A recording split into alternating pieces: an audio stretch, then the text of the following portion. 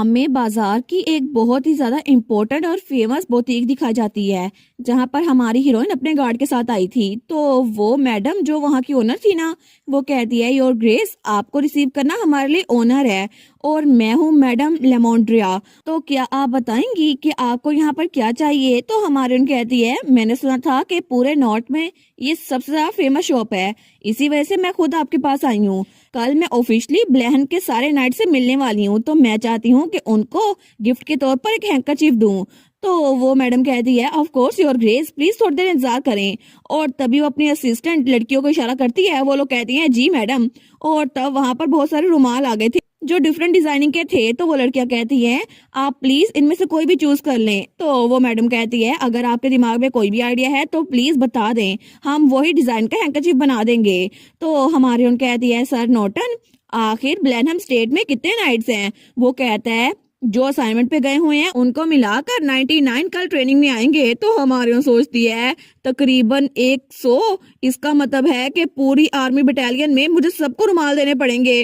तो वो कहती है मैडम लेमेंड्रिया, क्या आप एक ही दिन में 99 हैंकरचीफ बना सकती हैं? तो वो कहती हैं क्या मुझे लगता है कि 99 थोड़ा मुश्किल हो जाएगा। तो हमारे उन कहती है मुझे पता था कि ये बहुत ज्यादा है, लेकिन फिर भी कोई भी मुझे ब्लैनहम में वेलकम नहीं करता और मुझे लगा था कि शायद मैं नाइट्स पे अच्छा एक्सप्रेशन डाल पाऊंगी, लेकिन अगर मैं कुछ ज्यादा मांग रही हूँ तो प्लीज मुझे माफ कीजिएगा। और ये सारी बातें उस डिजाइनर के दिल में जाके लगती हैं, लेकिन वो डिजाइनर तो इमोशनल हो गई थी। तो नोटन कहता है योर ग्रेस, अगर आप चाहें तो बाकी बुटीक्स में भी ऐसा कर सकती हैं, कुछ ये बना देंगे कुछ बाकी बुटीक्स।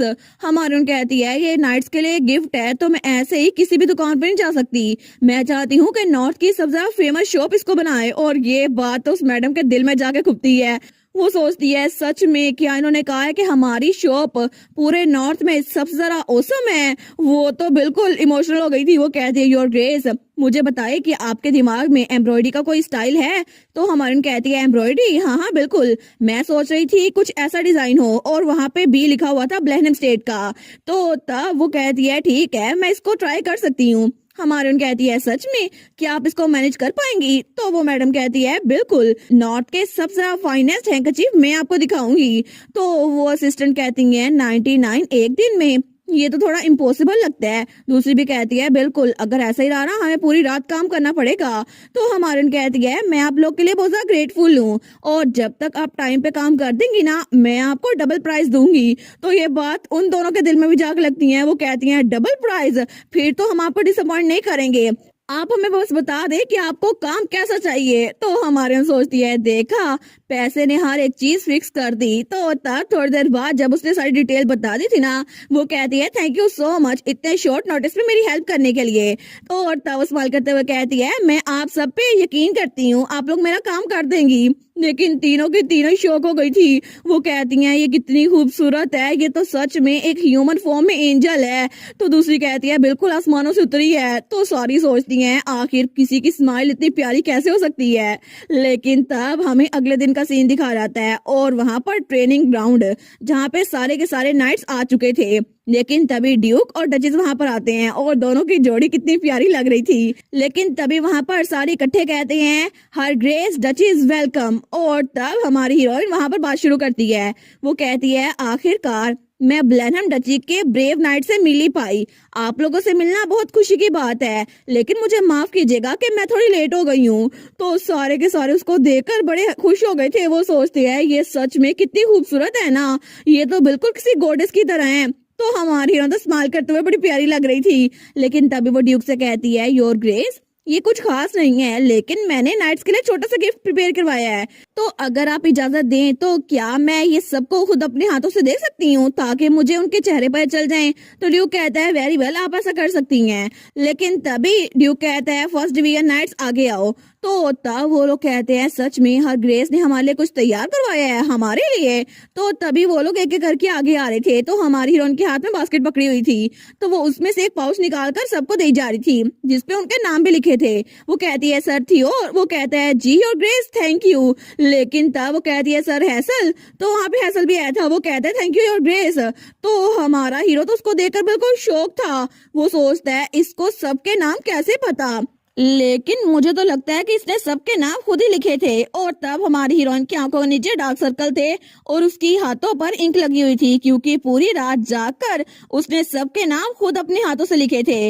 वो सोचता है इन्होंने हर एक नाइट का नाम अपने हाथों से लिखा और पूरी रात उसको खुद ही तरतीब दिया। सच में इन्होंने ये सब कुछ खुद किया। तो वो नाइट तो वो हैंकरचीफ लेकर बड़े खुश थे। वहां पर तो ब्लैनहम की सील भी लगी हुई थी, भी लिखा हुआ था। तो उनमें से एक कहता है मेरा ब्लू कलर में एम्ब्रॉयडरी किया हुआ है, दूसरा कहता है मेरा रेड कलर में, तीसरा कहता है मेरा मेरा तो ग्रीन कलर में है। तो वो लोग कहते हैं ये तो हमारे स्क्वेड के साथ मैचिंग कलर वाले हैं, लेकिन वहां पर तो रुमाल डिफरेंट कलर्स में थे। तो तब हमारे कहती है योर ग्रेस, मैंने सारे के सारे नाइट्स को गिफ्ट दे दिए हैं। तो ड्यूक सोचता है अच्छा मेरी बारी है। वो तो दिल ही दिल में बड़ा खुश हो गया था। वो कहता है थैंक यू सो मच आपकी एफर्ट्स के लिए माय लेडी। तो हमारन कहती है ठीक है, अब मैंने सबसे इंट्रोडक्शन करवा लिया है, तो अब मैं अंदर चलती हूँ। तो ड्यूक कहता है क्या? वो बेचारा तो शौक हो गया था। तो हमारी जाते हुए कहती है मैं उम्मीद करती हूँ कि आपकी ट्रेनिंग अच्छे से गुजरे। लेकिन तब वो वहां से निकल रही थी तो ड्यूक बेचारा तो बिल्कुल शौक रह गया था। वो सोचता है मेरे बारे में क्या, मेरे लिए कुछ भी नहीं है। वो बेचारा तो बिल्कुल शौक रह गया था। वो कहता है मेरे लिए कुछ भी नहीं, सब नाइट्स के लिए कुछ ना कुछ है, लेकिन मेरी वाइफ ने मुझे नहीं दिया कुछ भी। और वो बेचारा कुछ बोल ही नहीं पाता। लेकिन तभी हमारी हीरोइन जाते जाते पलटती है। तो वो कहता है क्या? तो तब वो कहती है by the way your grace, आज आपने फिर से क्रेविट नहीं पहना। तो ड्यूक अपनी जेब में से कुछ तलाश कर रहा था। वो कहती है सुबह सुबह बहुत ज्यादा ठंड होती है तो आपको ठंड लग जाएगी, प्लीज इसको पहना करे। लेकिन तभी उसने वो क्रेविट अपनी जेब में से निकाला था। वो कहता है मेरे पास है। हमारी कहती है क्या आपके पास था लेकिन आपने पहना नहीं। लेकिन तब वो उसके पास आती है और उसको क्रेविट पहनाने लगती है। वो कहती है ठीक है मैं इसको फिक्स कर देती हूँ। लेकिन ड्यूक तो इतनी सी बात पे खुश हो गया था, वो बेचारा तो ब्लश करने लग गया था। लेकिन उन दोनों को ऐसे देखकर सारे के सारे नाइट्स वो तो बिल्कुल शौक रह गए थे। वो सोचते हैं कमांडर किसी को अपने आप को टच करने दे रहे हैं, वो भी बिना घबराए। लेकिन हमारी हीरोइन तो बिल्कुल फोकस है, वो क्रेवेट बांध रही थी। तो ड्यूक बेचारा वो तो स्माइल करता है और कितना क्यूट था। लेकिन तभी सारे एक दूसरे की तरफ देखते हैं। वो सोचते हैं डचिस और हिज ग्रेस वो तो बिल्कुल क्लोज लग रहे हैं। हमने तो उनके बारे में रूमर सुनी थी कि वो कैपिटल की विलनेस हैं, लेकिन ये तो बिल्कुल भी कोई विलनेस नहीं हो सकती। इनकी स्माइल तो इतनी प्यारी है, इतनी काइंड इंसान कभी भी विलनेस नहीं हो सकती। और तब हमारी हीरोइन ने वो काम कर दिया था। लेकिन तब हमें दोपहर का सीन दिखा रहता है। तो हमारी हीरोइन ड्यूक के ऑफिस में आती है। वो कहती है योर ग्रेस, तो ड्यूक काम करा था। वो कहती है अभी रात का वक्त नहीं है तो क्या मैं अंदर आ सकती हूँ? तो ड्यूक थोड़ा हिचकिचाते हुए कहता है जी आप अंदर आ जाए। और तब भी ब्लश करा था। लेकिन हमारी हीरोइन वो तो एतमाद से अंदर आती है। वो कहती है असल में मुझे आपको कुछ देना था। और तब उसकी तरफ पाउच बढ़ाते हुए कहती है ये ले, ये आपके लिए है, मैं पहले आपको देना भूल गई। तो वो कहता है क्या सच में? वो सोचता है मेरे लिए भी कोई था। तो तब वो कहता है कि आपने मेरे लिए खुद बनवाया है? वो कहती है बिल्कुल, मैं सब नाइट्स के लिए ये बनवा कर लेके आई थी, तो मैं कमांडर को कैसे भूल सकती हूँ। और तब उसके ऊपर भी ड्यूक का नाम लिखा हुआ था। तो ड्यूक उसको देखता है और जैसे ही वो उसको खोलता है ना, तो उसके अंदर जो बी लिखा था वो गोल्डन कलर का था। वो कहती है आपके लिए स्पेशल वाला है, मैंने इसके लिए गोल्ड थ्रेड यूज की है। तो ड्यूक उसको देखते हैं। वो कहती है क्या हुआ ड्यूक, क्या आपको ये पसंद नहीं आया? लेकिन हमारा हीरो वो कहता है नहीं। तो हमारी हीरो तो बड़ी परेशान हो गई थी। वो कहता है मुझे ये बहुत ही ज्यादा पसंद आया है, थैंक यू सो मच, मैं इसको संभाल के रखूंगा। तो हमारी हम सोचती है क्या क्या ये जानबूझ के कह रहा है, क्या इसको सच में पसंद नहीं आया? लेकिन चलो जब तक इसको ये ना पसंद नहीं है तब तक ठीक है। तो वो कहती है क्या मैं दोबारा से आपके ऑफिस में बैठ के पढ़ सकती हूँ? तब तक आप अपना काम खत्म कर ले। तो ड्यूक जैसे बुक पे देखता है ना, उसका नाम था न्यूली वेड गाइड। वो सोचता है अब न्यूली वेड लेके आई है। तो वो कहता है ठीक है आप इसको एंजॉय करें, मैं आपके लिए टी भी भिजवाता हूँ। वो कहती है थैंक यू और ग्रेस। और उसके बाद जब वो सोफे के पास बैठने लगती है ना, वो कहती है ये टेबल ये यहाँ पर कैसे आ गया? तो ड्यूक कहता है पता नहीं, शायद यहाँ पर बटलर लेकर आया होगा। वो कहती है अच्छा फिर तो ये बड़ा औसम है, क्योंकि डेस्क का यहाँ पर होना बड़ा कंफर्टेबल रहता है। और उसने वहां पर बुक रख ली थी। वो कहती है लगता है कि मिस्टर व्हाइटली बड़े अटेंटिव है ना? तो ड्यूक उसको देखता है। वो सोचता है अच्छा हुआ मैंने बटलर से कहा इसको यहाँ पर रख दे।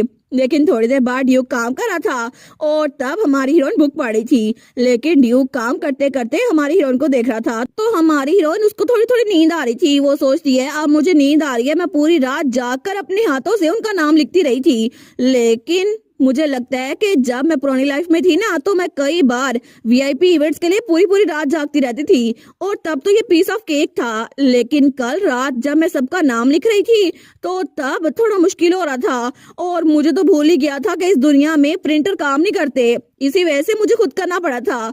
तो तभी उसको तो बहुत ज्यादा नींद आ रही थी। वो सोचती है मैं सच में थक चुकी हूँ, लेकिन मुझे पता नहीं था मैं इतनी ज्यादा थक जाऊंगी। और तभी वो अपनी आंख बंद करती है तो उसको नींद आ गई थी।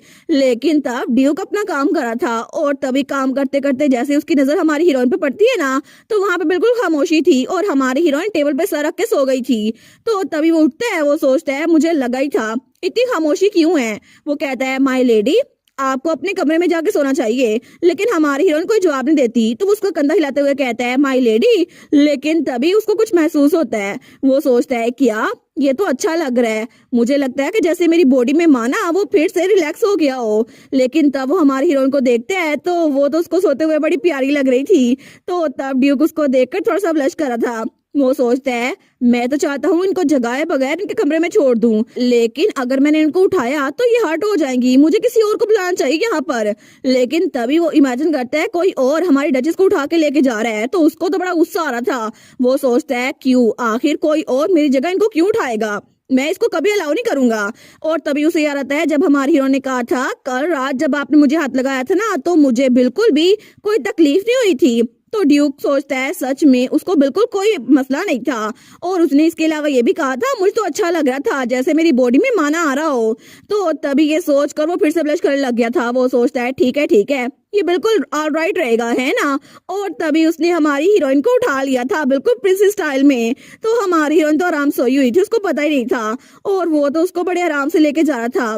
वो सोचता है पहले की तरह जब ये मेरे पास होती है ना तो मुझे बिल्कुल काम महसूस होता है, लेकिन अब तो मैं ये इंटेंसिटी भी फील कर सकता हूँ, मेरी बॉडी में थोड़ी सी सेंसेशन हो रही है, ऐसा लगता है कि मैं हमेशा इनको करीब रखना चाहता हूँ। लेकिन तब वो हमारी हीरोइन को देखकर सोचता है सच में मुझे तो ये सब कुछ बहुत ज्यादा अच्छा लग रहा है। और थोड़ी देर बाद वो हमारी हीरोइन को उसके कमरे में ले आया था तो वो तो आराम से सोई हुई थी। लेकिन तभी वो उसके हाथ को देखते हैं जहाँ पे वो वेडिंग रिंग थी। तो तब वो सोचता है अच्छा तो ये है वो वेडिंग रिंग। और उसे हमारी हीरोइन की बात याद आती है जिसने कहा था आपके प्रॉक्सी ने यहाँ पर आके मेरे हाथ में रिंग पहनाई थी, मुझे अभी तक याद है। और तब तो उसको बड़ा गुस्सा आता है। वो सोचता है मैं कितना बड़ा बेवकूफ हूँ ना, मुझे अपनी वेडिंग में खुद ही जाना चाहिए था और उसके हाथों में रिंग खुद ही डालनी चाहिए थी। लेकिन तब वो हमारी हीरोइन को घूरी जा रहा था। वो उसको देखता है, वो सोचता है ये इयरिंग सोते हुए अगर इसके कान में चुभी तो मुझे लगता है ये अनकंफर्टेबल रहेंगी ना। और तभी वो ब्लश करता हुआ वो थोड़ा आगे होता है और उसके कान से वो इयरिंग निकालने लगता है। वो सोचता है बस हल्का से टच करना है इनको, इससे दर्द नहीं होगा, है ना। और बड़े आराम से उसके कान से इयरिंग निकाल रहा था और बड़ा कॉन्सेंट्रेट होके काम कर रहा था और उस बेचारे का दिल भी धड़की जा रहा था। वो सोचता है कल सुबह मैंने पता नहीं कितना सारा इंतजार किया कि डचेस आएंगे मेरे कमरे के सामने, लेकिन कल वो आई नहीं। और कल भी उसने अपने हाथ में वो क्रेविट रखा हुआ था। वो सोचता है मैंने उनको कहा था कि मेरे कमरे में मत आया करें, तो लगता है उनको शायद मेरी बात का बुरा लग गया था, मैं बहुत ज्यादा हार्श था। तो तब वो आगे बढ़ता है और अपने आप को खिड़की के आईने में देखता है। वो सोचता है इस एक्सप्रेशन के साथ मुझे लगता है मैंने उनको जरूर डरा दिया होगा, लेकिन कम से कम वो नाश्ता तो मेरे साथ करेंगी ना। लेकिन ब्रेकफास्ट टेबल पे भी वो अकेला ही बैठा हुआ था। वो सोचता है क्या फायदा, वो हर बार कह रही थी कि उन्हें मेरे साथ नाश्ता करना है, लेकिन आज सुबह भी मुझे अकेले खाना पड़ा और उसकी वजह से मैं काम पे बिल्कुल फोकस नहीं कर पाया। और जब दोपहर के वक्त वो पैरल के साथ आ रहा था ना, वो सोचता है क्या कैपिटल से आने वाली लड़कियां इतने डेलिकेट होती हैं, इतनी सी बात पे नाराज हो जाती हैं। लेकिन मुझे क्या फर्क पड़ता है, मुझे कौन सा उनसे मिलना है। लेकिन तभी पैरल ने जब कहा था ना योर ग्रेस आप यहाँ पर क्या कर रही हैं, तो वो थोड़ा फ्रेंच होता है। वो सोचता है डचेस। और हमारी हीरोइन वहां पे बैठी बुक पढ़ रही थी और ये वही सीन था जब उसने पैरल से बात की थी और हमारा ड्यूक पीछे था। लेकिन हमारी हीरोइन को स्माइल करता हुआ देख कर ड्यूक फिर से पिघल गया था। वो उसको देखी जा रहा था और तभी उसको याद करके वो फिर से ब्लश करता है। और तभी प्रेजेंट में जब वो हमारी हीरोइन के कमरे में था ना, तो एक मेड दरवाजा खोल के वहां पर आती है। तो जैसे वो ड्यूक को देखती है ना, वो कहती है किया योर ग्रेस। तो तब वो कहती है मुझे माफ कीजिएगा, मुझे लगा था कमरे में कोई नहीं है, मैं तो बस उनके लिए थोड़ी सी चाय लेकर आई थी। तो ड्यूक कहता है इसको यहीं पर छोड़ो, निकल जाओ यहाँ से। वो कहती है जी जी योर ग्रेस। और उसके बाद वो चाय रख के वहां चली गई थी। तो ड्यूक बेचारा तो अपना सर पकड़ लेता है। वो सोचता है मैंने इसको खुद ही कहा था कि रात को मेरे कमरे में ना आया करे, ताकि सर्वेंट्स कुछ गलत ना समझ ले। लेकिन अब तो मैं खुद उसके कमरे में रंगे हाथों पकड़ा गया हूँ और वो बेचारा सोचता है सच में कितनी शर्मिंदगी की बात है ना। और तब हमें डायरेक्ट अगली सुबह का सीन दिखा रहता है तो हमारी हीरोइन की आंख खुलती है। वो सोचती है कि ये तो मेरा कमरा है ना, लेकिन मुझे याद है कल मैं ड्यूक के ऑफिस में एक किताब पढ़ी थी, तो आखिर मैं इस कमरे में कैसे आ गई। तो वहां पे मेड थी, वो कहती है आप उठ गई। और ग्रेस हमारी कहती है क्या तुम्हें याद है कल रात में अपने कमरे में कैसे पहुंची। वो कहती है कल रात, और तभी वो स्माइल करती है जैसे उसे पता था। तो हमारी सोचती है ये अचानक से इतनी शरारती स्माइल क्यों कर रही है। तो तब वो मेड हंसते हुए कहती है हिज ग्रेस आपको यहाँ पर लेकर आए थे। तो हमारी कहती है क्या हिज ग्रेस। तो तभी वो अपने इयरिंग्स को देखती है जो कि बड़े तरतीब से वहां पर रखे हुए थे। वो सोचती है क्या इतने सलीके से तो मैं कभी अपनी चीजें नहीं रखती जब मैं सोबर अप होती हूँ, लेकिन ये मैंने रखे हैं। वो सोचती है सच में ड्यूक यहाँ पर आया था, लेकिन उसने मुझे कैसे उठाया होगा, बिल्कुल प्रिंसेस की तरह। लेकिन मैं तो बिल्कुल खराटे लेकर सो रही होंगी, या फिर बिल्कुल किसी बोरी की तरह उठाया होगा उसने, जैसे कोई वजन अपने कंधे पे लाते हैं ना वैसे। लेकिन वो सोचती है चाहे कुछ भी हो जाए ये बहुत ज्यादा एम्बेरसिंग है, आखिर मैं ऐसे कैसे सो सकती हूँ। तो तब वो कहती है अब हिज ग्रेस कहाँ पर है। तो वो मेड कहती है वो तो स्टेट से बाहर गए हुए हैं और वो रात तक नहीं लौटेंगे। हमारी सोचती है चलो अच्छी बात है, अब मैं उससे टकराऊंगी नहीं, कितना एम्बेरसिंग होता ना। लेकिन तब वो सोचती है फिर भी अब पूरा दिन ड्यूक यहाँ पर नहीं है तो मैं क्या करूंगी। लेकिन थोड़ी देर बाद ही वो टमाटो स्टू खाने के लिए आ गई थी। वो सोचती है और क्या करूं, जाके खाना खाती हूँ ना, इस दुनिया के मसले तो खत्म होने नहीं है, पेट का मसला तो खत्म करूं। हमें फिर से वही सीन दिखा जाता है जब हमारी हीरोइन वहां पर खाना खाने के लिए आई थी। लेकिन तभी लियोन की मोम कहती है मुझे माफ कीजिएगा योर ग्रेस, पार्टीशंस के बगैर मैं आपको कॉर्नर में बिठाई रखती हूँ, मुझे माफ कीजिएगा। तो हमारी कहती है कोई बात नहीं, वैसे भी मैंने कॉर्नर में बैठने के लिए कहा था ताकि मैं किसी को डिस्टर्ब ना करूं, लेकिन आपका स्टू तो सबसे बेस्ट है पूरी दुनिया में। तो लियोन की मोम कहती है आप तो मेरी तारीफें किए जा रही हैं योर ग्रेस। तो हमारी कहती है नहीं नहीं सच में मैंने ये कहा क्योंकि मैं ये कहना चाहती हूँ, और कैसल के शेफ की रेसिपी भी आपकी रेसिपी से मैच नहीं होती। लेकिन कितनी बुरी बात है ना कि मैं जब भी मेरा दिल करे यहाँ पे आ नहीं सकती। तो वो कहती है अच्छा तो फिर क्या मैं आपके लिए रेसिपी लिख दूं। तो हमारन कहती है रेसिपी, लेकिन क्या आप श्योर हैं कि आप इनकी सीक्रेट रेसिपी मेरे साथ शेयर करेंगी। तो लियोन की मॉम कहती है नहीं नहीं ये तो कोई सीक्रेट है ही नहीं, सारे हाउस होल्ड अपने तरीके से खाना बनाते हैं, मैं इसको लिख देती हूँ। तो हमारन सोचती है मैं तो इनकी मकरूज हो गई हूँ, मुझे लगता है कि मैं कुछ गलत कर रही हूँ, लेकिन इनको रीपे करने का कोई ना कोई तरीका तो होगा ना। तो वो वहां पर देखती है जहां पर बहुत कम लोग बैठे हुए थे। वो सोचती है बहुत सारे ट्रैवलर्स यहाँ पर नहीं आते हैं ना ब्लेनहम में, इसकी वजह से यहाँ पर लोग रुकते भी नहीं है और सिर्फ खाना खाते हैं थोड़ा सा। लेकिन वो कहती है इन तो हमेशा खाली रहता है, क्या ये ऑफ सीजन है। वो कहती है नहीं ब्लेनहम में ज्यादातर लोग आते नहीं है ना खाना खाने के लिए, और ये एक ऐसी जगह है जहाँ पे ज्यादातर ट्रैवलर्स रुकते नहीं है इसी वजह से। लेकिन लंच क्राउड की वजह से हम मुश्किल से गुजारा कर पा रही हैं। तो हमारे सोचती है मुश्किल से गुजारा, क्या ये काफी होगा इनका ये बिजनेस चलाने के लिए। लेकिन इतनी अच्छी फूड के साथ ये तो कितनी शर्म की बात है ना, यहाँ पे कोई कस्टमर नहीं है। तो वो सोचती है मैं इनके लिए कुछ तो करूं, लेकिन तभी उसको एक प्लान आता है। वो सोचती है मैंने इस बारे में पहले क्यों नहीं सोचा। और तब थोड़ी देर बाद हमें शाम के वक्त उनका महल दिखा जाता है। तो हमारी हीरोइन वापस लौट आई थी। वो सोचती है अच्छा हुआ ना कि मेरे दिमाग में ये आइडिया आया और मैंने आने से पहले उनसे ये डिस्कस कर लिया। मैं तो कब से इंतजार कर रही थी कि मैं मैडम मैरी के लिए कुछ अच्छा करूं। और तब उसे याद आता है जब उसने मैडम मैरी के कान में कहा था मैडम मैरी अगर आप इसको ट्राई करें और इसको बेचें। तो वो कहती है अच्छा ये। तो हमारे सोचती है मुझे ये बात पता है कि वो मेरी सजेशन लेंगी या फिर नहीं, ये उन पे है, लेकिन फिर भी चलो मैंने उनको एडवाइस तो दे दी। तो जैसे वो वहां पर आती है तो दरवाजे के सामने बटलर खड़ा था। वो कहता है वेलकम होम योर ग्रेस। हमारी कहती है मिस्टर वाइटली क्या हुआ है। तो बटलर कहता है मैडम लेमोंड्रा यहाँ पर आई है आपसे मिलने के लिए। हमारी कहती है मैडम लेमोंड्रा, लेकिन वो क्यों आई हैं। तो बटलर कहता है सीजन बदल रहा है ना, इसी वजह से हिज ग्रेस ने कहा है कि आपके वार्डरोब को अपडेट कर दें। हमारी कहती है क्या सच में। तो हमारी हीरोइन सोचती है सच में, लेकिन आखिर ड्यूक मेरे बारे में इतना कब से सोचने लग गया। तो तब वो सोचती है वो तो हमेशा रोजाना मुझसे एक ही बात कहता है माय लेडी क्या आप मेरा क्रेवेट बांध सकती हैं। लेकिन सच में उसका फैशन स्टाइल तो मुझे अच्छा लगता है, शायद नॉर्थ के हिसाब से है, लेकिन मुझे लगा था शायद उसे क्लॉथ के बारे में इतना कुछ पता नहीं होगा। या फिर वो सोचती है कहीं ऐसा तो नहीं कि ड्यूक को लगता है कि मेरे कपड़े बिल्कुल भी अच्छे नहीं हैं और मैं बिल्कुल अजीब से कपड़े पहनती हूँ, और वो तो अपने आप को कुछ बहुत जरा बुरा इमेजिन कर लेती है। लेकिन तब दूसरी तरफ हमें ड्यूक और उसके साथी दिखाए जाते हैं जहाँ पे साथ लियोन और पैरल था। तो पैरल उसको सारी की सारी रिपोर्ट बता रहा था।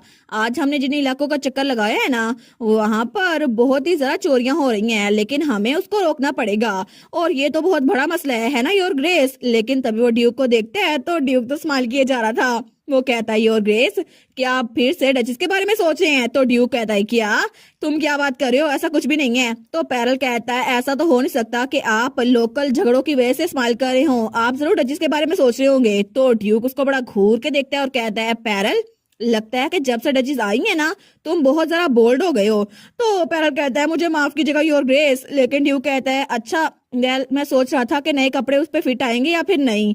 तो पैरल सोचता है देखा मैंने कहा था ना ये डचेस के बारे में सोच रहे हैं, जब मैंने कहा तो मुझे डांट दिया। तो तब पैरल कहता है लेकिन क्या आपने सच में उस डिजाइनर को बुलाया था महल में? तो ड्यूक कहता है हाँ, लेकिन क्या इसमें कोई मसला है? तुम दोनों ने खुद ही तो मुझे बताया था कि उसे नए कपड़ों की जरूरत है। और तब हमें कल रात का सीन दिखा रहता है जब ड्यूक वहां पे बैठा हुआ था। वो कहता है मैं कह रहा हूँ कि डचेस की प्राइवेट अलाउंस उसको इंक्रीज कर दो।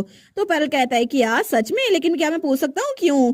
तो तब ड्यूक वो कहता है अच्छा क्यों? लेकिन तभी वो अपने मेज पे उस रुमाल को देखते हैं। वो कहता है बस मुझे इसकी जरूरत लगी। लेकिन वो सोचता है वो तो यहाँ पर अपने साथ जितनी भी ज्वेलरी लेकर आई थी ना, मुझे लगता है कि उसने सारी की सारी खर्च कर दी है और जितने भी पैसे उसके पास थे ना उसने ये सारे के सारे रुमाल खरीदे जो कि बहुत एक्सपेंसिव लगती हैं। और तब वो हमारी एनेट के बारे में सोचकर स्माइल कर रहा था। वो सोचता है जितना मैं उसके बारे में जान रहा हूँ ना, मुझे पता चल रहा है वो कितनी ज्यादा काइंड है। लेकिन पैरल सोचता है देखा ये फिर से डचेस के बारे में सोच रहे हैं। तो तब पैरल कहता है उनकी अलाउंस क्या ये काफी रहेगी? तो ड्यूक कहता है क्या मतलब, किसके लिए काफी? वो कहता है क्या आपने उनका लगेज देखा था? वो यहाँ पर कुछ ही ड्रेसेस और एक्सेसरीज के साथ आई थी।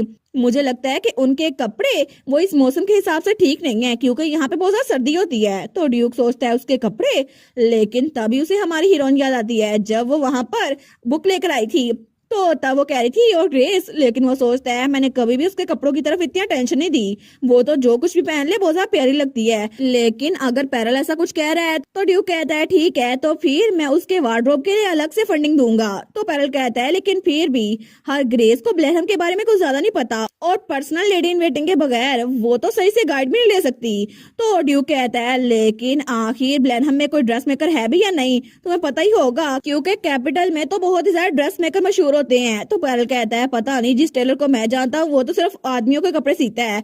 लेकिन ड्यूक सोचता है अब मैं क्या करूं, उसके हिसाब से क्या सही रहेगा। लेकिन तभी उन्होंने बुलाया था लियोन को। वो कहता है अगर आप किसी डिजाइनर को ढूंढ रहे हैं तो फिर मुझे लगता है आपको मैडम लिमोडिया को बुलाना चाहिए क्योंकि वो तो बहुत ही ज्यादा फेमस है। तो ड्यूक कहता है मैडम लिमोडिया? वो कहता है जी जी बिल्कुल, जो हैंकर चीफ हर ग्रेस ने हमें दिए ना वो भी उन्होंने बनाए थे। तो ड्यूक वो सोचता है क्या कितना अनबिलीवेबल है ना, जितना मैं डचेस के बारे में जानता हूँ ना उससे ज्यादा बाकी लोग को पता है। लेकिन ड्यूक कहता है ठीक है तो फिर उनकी प्रेफरेंसेस के हिसाब से मैं कल ही उनको बुला लूंगा। तो लियोन कहता है लेकिन योर ग्रेस क्या आप उनको गिफ्ट देना चाहते? तो ड्यूक कहता है क्या मतलब गिफ्ट? वो कहता है अगर आप उनको सिंपली सिर्फ डिजाइनर के पास भेज दे तो फिर ये गिफ्ट नहीं होगा, लेकिन अगर आप उनको सरप्राइज दें तो कितना अच्छा होगा। तो ड्यूक कहता है कोई गिफ्ट नहीं है, मैं तो बस सिर्फ ड्रेस मेकर को बुला रहा हूँ। लेकिन तभी पैरल कहता है योर ग्रेस जरा सोचे सही, अगर आप उनको गिफ्ट देंगे तो उनका चेहरा कितना खिल जाएगा ना, वो तो स्माइल करेंगी। तो ड्यूक ये सोच के ही स्माइल करा था। वो सोचता है ठीक है मैं उसको बताऊंगा नहीं, वो तो खुश हो जाएगी। लेकिन तभी प्रेजेंट में पैरल कहता है हमने कहा था योर ग्रेस, लेकिन आपको पता है ना नोबल वुमन कैसी होती हैं, अगर उनको ये लगा कि आप उनका कपड़ों पे क्रिटिसाइज कर रही है तो फिर तो वो सोचेंगी आपको लगता है उनका ड्रेस थोड़ा ज्यादा शैबी है। तो ड्यूक कहता है क्या मैं क्रिटिसाइज करूंगा उनके कपड़ों को, ऐसा कैसे हो सकता है? तो पैरल कहता है नहीं आप ऐसा कभी भी नहीं कर सकते योर ग्रेस, लेकिन मेरा मतलब था कि शायद वो गलतफहमी के शिकार हो जाएंगी ना, अगर उनको इंसल्टेड फील हुआ तो ड्यूक कहता है अगर उसे लगा मैं उसकी इंसल्ट कर रहा हूँ तो तुम दोनों में से कोई भी जिंदा नहीं बचेगा। तो वो दोनों कहते हैं नहीं उनको ये पसंद आएगा, वो दोनों तो बकायदा कांपने लगे थे। वो कहते हैं बिल्कुल ऐसा कुछ भी नहीं होगा। और तब रात के वक्त जब वो फाइनली महल में लौटे थे ना, तो तभी सामने बटलर खड़ा हुआ था। तो पैरल कहता है मिस्टर वाइटली बाहर इंतजार कर रहे हैं। तो ड्यूक सोचता है क्या डचेस मेरे बारे में इंतजार कर रही थी, शायद वो सरप्राइज को देखकर खुश हो गई होंगी है ना, लेकिन थोड़ी देर हो गई है, फिर भी चलो कोई बात नहीं, मैं उसको थोड़ी देर के लिए अपने कमरे में बुला लूंगा, एक कप चाय पीने में क्या ही हर्ज है, और बस मुझे जल्दी जाके कपड़े बदलने होंगे। लेकिन तभी बटलर कहता है सर लियोन हर ग्रेस कह रही है कि अपने क्वार्टर में जाने से पहले आप उनके पास रुकिएगा। वो कहता है कि मैं तो तब हमारे हीरो को तो बहुत ही ज्यादा गुस्सा आ रहा था। तो लियोन सोचता है अब तो मेरी खैर नहीं। तो ड्यूक कहता है आखिर इसका क्या मतलब है। तो वो दोनों डर गए थे। तो ड्यूक सोचता है आखिर मेरी वाइफ मेरे बजाय लियोन का इंतजार क्यों कर रही थी, उसको क्या बात करनी है उससे जो मुझसे नहीं कर सकती। लेकिन तब ड्यूक कहता है बटलर क्या आपको सच में लगता है कि डचेस ने लियोन को बुलाया है, लेकिन किस रीजन की वजह से। वो कहता है मुझे इस बारे में कुछ नहीं पता योर ग्रेस। तो ड्यूक कहता है सिर्फ लियोन को। वो कहता है जी योर ग्रेस, लेकिन लियोन तो वहां पे खड़ा कांप रहा था। तो पैरल कहता है शायद सर लियोन को जाकर उनसे बात करनी चाहिए और देखना चाहिए एटमोस्फेयर कैसा है, और जब वो वहां पर जाएगा तो वो कैजुअली पूछ सकता है कि उनको आपका गिफ्ट कैसा लगा। तो ड्यूक कहता है एक लफ्ज भी मत कहना, तुम्हें समझ आ रही है। और उसको बड़ा घूर के देखता है। तो लियोन कहता है जी मैं समझ गया, मैं कुछ भी नहीं बोलूंगा। और तब थोड़ी देर बाद हमारी हीरोइन का कमरा दिखा जाता है जहाँ पे लियोन आ गया था। वो कहती है सर लियोन आप आ गए। वो कहता है जी गुड इवनिंग योर ग्रेस। तो हमारन कहती है आप तो बड़े थके हुए लग रहे हैं, क्या मैंने आपको बुलाकर गलती की। वो कहता है नहीं नहीं बिल्कुल भी नहीं, आप कभी भी मुझे बुला सकती हैं, कभी भी देर नहीं होगी। लेकिन वो सोचती है फिर भी अच्छा नहीं लग रहा, ऐसा लगता है कि जैसे इसके बॉस की वाइफ ने इसको बुलाया हो और इसको काम करते हुए बहुत ज्यादा बुरा लग रहा हो। लेकिन तभी वो सोचती है नहीं नहीं कहीं ये बिल्कुल वैसा तो नहीं, सच में इसको ये तो लग रहा कि मैं अपनी पावर का इस्तेमाल कर रही हूँ। वो कह दिया सॉरी सर लियोन, मुझे आपको रात को नहीं बुलाना चाहिए था, लेकिन असल में मुझे आपको कुछ देना था। आप अपने घर जा रहे हैं ना, तो इसलिए मैं चाहती हूँ कि आप अपनी मॉम को ये दे दे। वो कहता है नहीं नहीं कोई बात नहीं और ग्रेस, लेकिन क्या मैं पूछ सकता हूँ आप क्या देने की बात कर रही थी। तो तब हमारी हीरोइन उसको वो बॉक्स देते हुए कहती है क्या मैडम मैरी को यानी कि अपनी मॉम को ये दे सकते हैं। वो कहता है मेरी मॉम को, लेकिन ये है क्या। तो उसके अंदर एक ब्रोच था। वो कहती है असल में ये उन्होंने मुझे टोमेटो स्टू की रेसिपी दी है ना, उसी वजह से मैं उनका फेवर रिटर्न कर रही हूँ। तो तब वो तो बड़ा खुश हो गया था। वो कहता है थैंक यू ग्रेस, मैं मेक श्योर करूंगा उनको ये मिल जाए। तो हमारी हीरोइन तो बड़ी खुश थी। वो सोचती है मेरी इमरजेंसी सेविंग में से आधी इसकी कीमत है, लेकिन फिर भी चलो स्टू के लिए इतना तो कर ही सकती हूँ मैं। वो कहती है सर लियोन क्या आपका इन वो स्ट्रगल कर रहा है। वो कहता है जी यहाँ पर ज्यादा ट्रेवलर्स नहीं आते ना, और लोकेशन भी बिल्कुल आइडियल नहीं है, लेकिन फिक्र ना करिए और ग्रेस हमारा इन इतना भी बुरा नहीं चल रहा। वो सोचती है फूड तो वहाँ की अमेजिंग है, लेकिन थोड़ी मार्केटिंग की जरूरत है, बस थोड़ी सी एडवर्टाइजिंग हो जाए तो फिर पूरी दुनिया में ये खबर फैल जाएगी। लेकिन वो सोचती है देखो सही मैं फिर से किसी और के काम में टांग अड़ा रही हूँ, मेरे अपने भी मसले हैं, मैं उनको हल करूंगी। लेकिन वो कहती है बाय द वे क्या ड्यूक वापस लौट गए कैसल की तरफ। तो लियोन तो ये बात सुनकर खुश हो गया था। वो कहता है जी अभी वो मेरे साथ ही लौटे हैं, और वो तो आज रात बिल्कुल फ्री है, ना उनकी कोई अपॉइंटमेंट है ना कोई शेड्यूल है। वो कहती है अच्छा, लेकिन तब वो सोचती है फिर तो मुझे उनको टी के लिए बुलाना चाहिए, हालांकि बहुत ज्यादा देर हो गई है, लेकिन मैं उम्मीद करती हूँ कि वो मुझसे मिलने के लिए आ जाएंगे। और थोड़ी देर बाद हमें ग्रीन हाउस का सीन दिखा जाता है जहाँ पे हमारी हीरोइन वहां बैठी हुई थी और वहां पे टी भी थी। तो तब वो सोचती है मैंने मिस्टर वाइटली से कहा कि मुझे टी प्रिपेयर कर दे, और उन्होंने इतनी जल्दी कर भी दी। फिर भी 50-50 चांसेस है कि ड्यूक यहाँ पर आएगा या फिर नहीं। वो जितना देखने में सख्त लगता है ना उतना है नहीं, बहुत ज्यादा सॉफ्ट है, लेकिन फिर भी कभी कभार तो बिल्कुल आइस की तरह कोल्ड लगता है। और इस वक्त रात के वक्त मैंने उसको बुलाया है, क्या पता वो मुझे इग्नोर कर दे, लेकिन चलो खैर ही है। अगर मुझे अकेले चाय पीनी पड़ी ना तो मैं बस पी के आधा घंटा उसका इंतजार करूंगी और यहाँ से निकल जाऊंगी। लेकिन अभी आधा मिनट ही हुआ था कि वहां पर ड्यू दरवाजा खोल के रहता है, और वो तो जैसे भाग के आया था। तो वो ब्लश करते हुए कहता है क्या आप बहुत देर से इंतजार कर रही थी माय लेडी। तो हमारे कहती है योर ग्रेस आपको इतनी जल्दी यहाँ आने की जरूरत नहीं थी, क्या आप भाग कर आए हैं। तो ड्यूक बेचारे को तो पसीना आ रहा था। वो अपना क्रेवेट ढीला करते हुए कहता है नहीं ऐसी कोई बात नहीं है। वो कहती है आई होप मैंने आपके आराम में इंटरप्ट ना किया हो। तो ड्यूक कहता है नहीं कोई बात नहीं, मैं तो वैसे भी चाय पीने वाला था। लेकिन तब वहां पर आकर बैठ गया था और उसके सामने चाय थी, लेकिन हमारी हीरोइन तो उसको देखी जा रही थी। तो हमारी हीरोइन सोचती है इसका चेहरा तो बहुत ही जरा हैंडसम है, लेकिन तब उसको देखी जा रही थी। वो सोचती है ठीक है अब मैं देख रही हूँ इसको, ये तो सच में किसी नावल का मेल लीड लगता है, क्योंकि मेरी डल लाइफ में ये रोशनी की एक किरण है, और इसको देखकर तो लगता है सच में ये बड़ा हैंडसम है। लेकिन ड्यूक कहता है माय लेडी आखिर आपने लियोन को पहले क्यों बुलाया था। तो हमारी कहती है नहीं कोई सीरियस बात नहीं थी। वो कहता है अच्छा सिर्फ लियोन को मेरे बगैर, आखिर आप दोनों ने क्या बात की। तो हमारी सोचती है एक मिनट रुको, क्या इस पूरे वक्त में इसको ये बात तंग की जा रही थी। वो कहती है असल में हुआ ये था मैडम मैरी ने मुझे उनके टोमेटो स्टू की रेसिपी दी थी, तो मैंने सर लियोन से कहा कि एक छोटा सा गिफ्ट उनको दे दें। वो कहता है अच्छा ये बात थी, लेकिन तब वो कहता है इसका मतलब है आपको टोमेटो स्टू पसंद है। तो हमारी कहती है बिल्कुल अगर मैं चाहूँ तो हफ्ते में हर एक दिन भी वो खा सकती हूँ। वो कहता है अच्छा टोमेटोज टू। लेकिन तब हमारी कहती है लेकिन मोर इम्पोर्टेंटली योर ग्रेस, क्या आपने मुझ में कुछ डिफरेंट नोटिस नहीं किया? तो तब ड्यूक कहता है कि यार डिफरेंट है, लेकिन इसका क्या मतलब हुआ? तो हमारी कहती है मैंने अभी जो कहा उसको देखे ना, क्या मैं डिफरेंट नहीं लग रही? वो कहता है क्या? वो सोचता है ये तो बहुत ज्यादा ब्यूटीफुल लग रही हैं, लेकिन ये तो हमेशा से इतनी ज्यादा खूबसूरत थी। तो हमारन कहती है सच में आपको पता नहीं चल रहा? तो वो उठते हुए कहती है अब मैं आपको दिखाती हूँ, आपको पता चल जाएगा। और तभी वो उसके सामने अपना ड्रेस शो करती है और कहती है टाड़ा कैसी लग रही हूँ मैं। और तब वो स्माइल करते हुए कहती है ये ड्रेस मेरे हस्बैंड ने मुझे दी है। वो सोचती है सच में ये तो एम्बेरस हो जाएगा ये बात सुन करके मैंने इसको अपना हस्बैंड बोला। लेकिन ड्यूक वो कहता है आप पे ये बिल्कुल सूट कर रहा है। तो हमारी सोचती है क्या? तो ड्यूक तो उसको बड़े प्यार से देख रहा था, लेकिन तब हमारी हीरोइन वो भी ब्लश करने लग गई थी, उसका दिल भी धड़क रहा था। वो कहती है थैंक यू और आराम से बैठ गई थी। तो दोनों ब्लश किए जा रहे थे, लेकिन वो सोचती है अचानक से मुझे बटरफ्लाइज क्यों फील हो रही हैं, और दोनों ब्लश किए जा रहे थे। लेकिन तभी वो बात बदलते हुए कहती है लेकिन आखिर आपने डिजाइनर को क्यों बुलाया? कहीं आपको ऐसा तो नहीं लगता कि मेरे कपड़े ब्लैकहम के स्टैंडर्ड के हिसाब से नहीं है? वो कहता है क्या ऐसा बिल्कुल भी नहीं है। और तभी वो जो कप पे चाय पी रहा था ना, वो कप पे बहुत ज्यादा जोर डालते हैं और वो कप ही टूट गया था। तो वो चाय नीचे गिर जाती है। तो ड्यूक बेचारा वो कहता है ये कैसे हो गया, वो तो कांपने लग गया था। लेकिन हमारी उन कहती है मैं तो मजाक कर रही थी, आपको कप तोड़ने की कोई जरूरत नहीं है। और वैसे भी thank you so much your grace, thank you so much, आपकी वजह से मेरे पास बहुत ज्यादा कपड़े आ गए। लेकिन ये गिफ्ट था है ना, इसका मतलब है कि आप बाद में अपना माइंड नहीं बदल सकते कि मैं इसके पैसे दूं, है ना, है ना? तो ड्यूक उसकी तरफ देखता है और हंसने लग जाता है। तो हमारी उन कहती है आप हंस क्यों रहे हैं, मैंने सच में बहुत सारा कपड़े खरीद लिए हैं।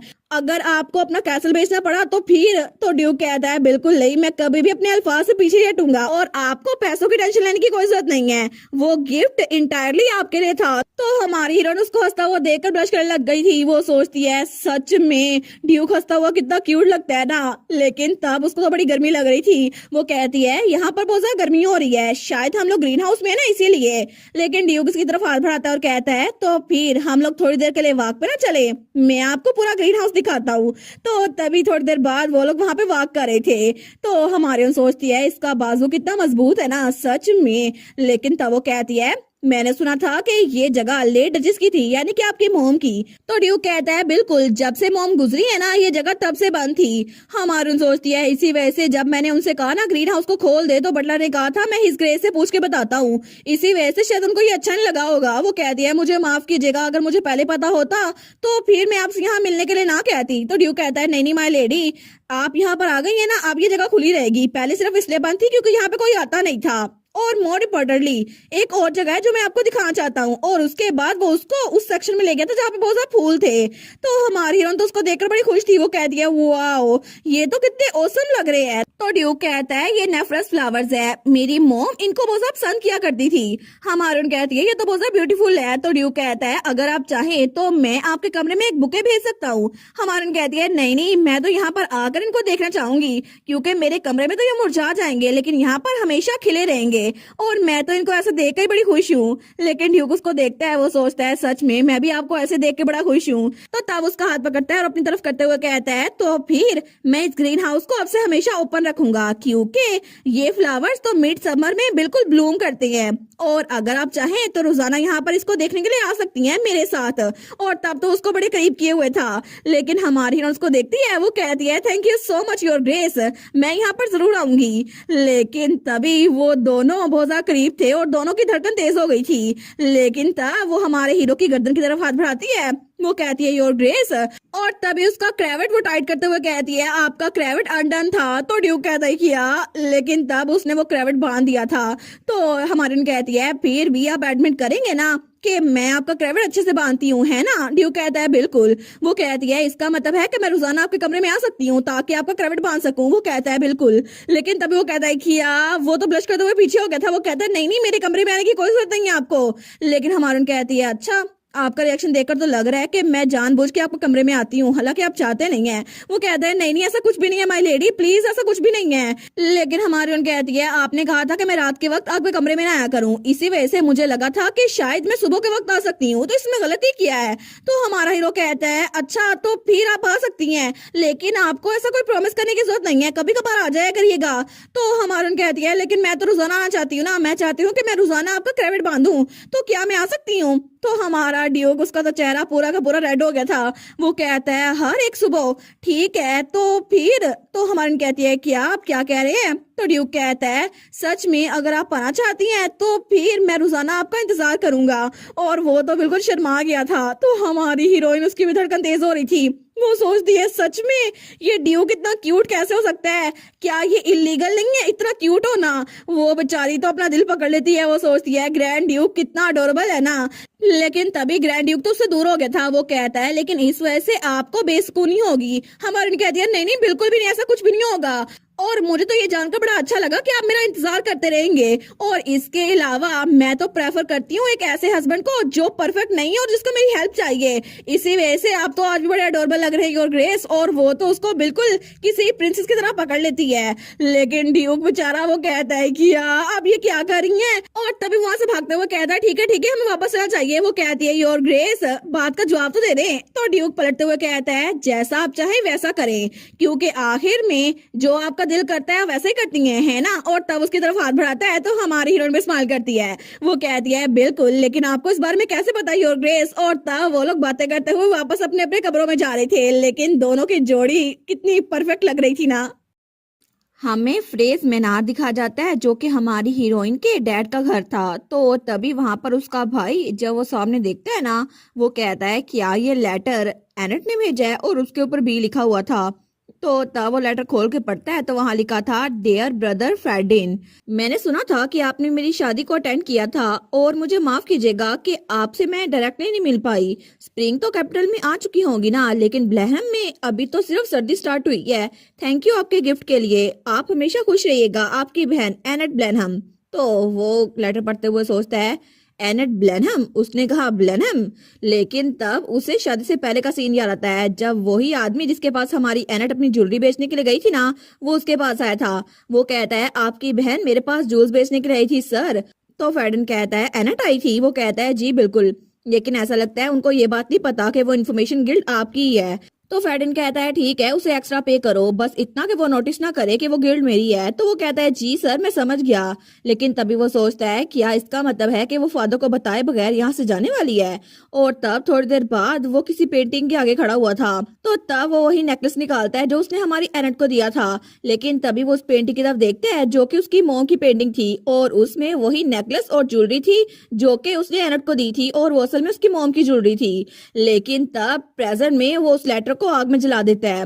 वो सोचता है मैंने पहले ही उसे मदर की बिलोंगिंग्स दे दी हैं, तो अब मुझे उसे कोई फर्क नहीं पड़ना चाहिए। मैं चाहता हूँ वो दोबारा कभी भी लौट के इस जगह पे ना आए जो कि बहुत ही जरा घटिया है। इसी वजह से मैं कभी भी उससे राब्ते में नहीं रहूंगा। तो तभी दरवाजा खुलता है, कोई कहता है यंग मास्टर मार्कस ने आपको समन किया है। तो वो सोचता है तो ये हो ही गया, फादर ने मुझे बुला ही लिया। तो तब जैसे वो अपने फादर के कमरे में पहुंचा था ना, तो उसका फादर तो बड़े गुस्से में था। वो कहता तुम्हारी हिम्मत कैसे हुई कि तुमने ब्लैनम से आया हुआ लेटर मेरी परमिशन के बगैर जला दिया? और तब उसके पीछे ग्लास फेंकता है। तो उसका फादर कहता है तुम्हें क्या लगता है, तुम तो अभी तक हेड ऑफ द हाउस बने भी नहीं हो, तुम अपने आप को कुछ ज्यादा ही समझते हो, मैं तुम्हें बेवकूफ लगता हूँ? तो फेडन कहता है उसने लेटर में बस यही लिखा था कि वो ग्रेटफुल है मैंने उसकी शादी को अटेंड किया, इसके अलावा कुछ भी इंपॉर्टेंट नहीं था। तो उसका डैड कहता है ये डिसाइड करने वाला मैं होता हूँ क्या इंपॉर्टेंट था और क्या नहीं। आखिर तुम चाहते क्या हो? तुम फ्यूचर में नेक्स्ट हेड बनोगे, क्या तुम सच में ऐसी बेवकूफी करके नेक्स्ट हेड बन सकते हो? तो फेडन कहता है एनेट पे गिव अप कर दे फादर, क्योंकि अब ड्यूक के कैसल में उसकी कोई अहमियत नहीं है और वो हमारे किसी फायदे के नहीं है, तो उससे दूर रहिए। तो उसका डैड कहता है तुम मुझे लेक्चर दे रहे हो अपने फादर को? वो कहता है मैंने जो कहना था मैंने कह दिया है।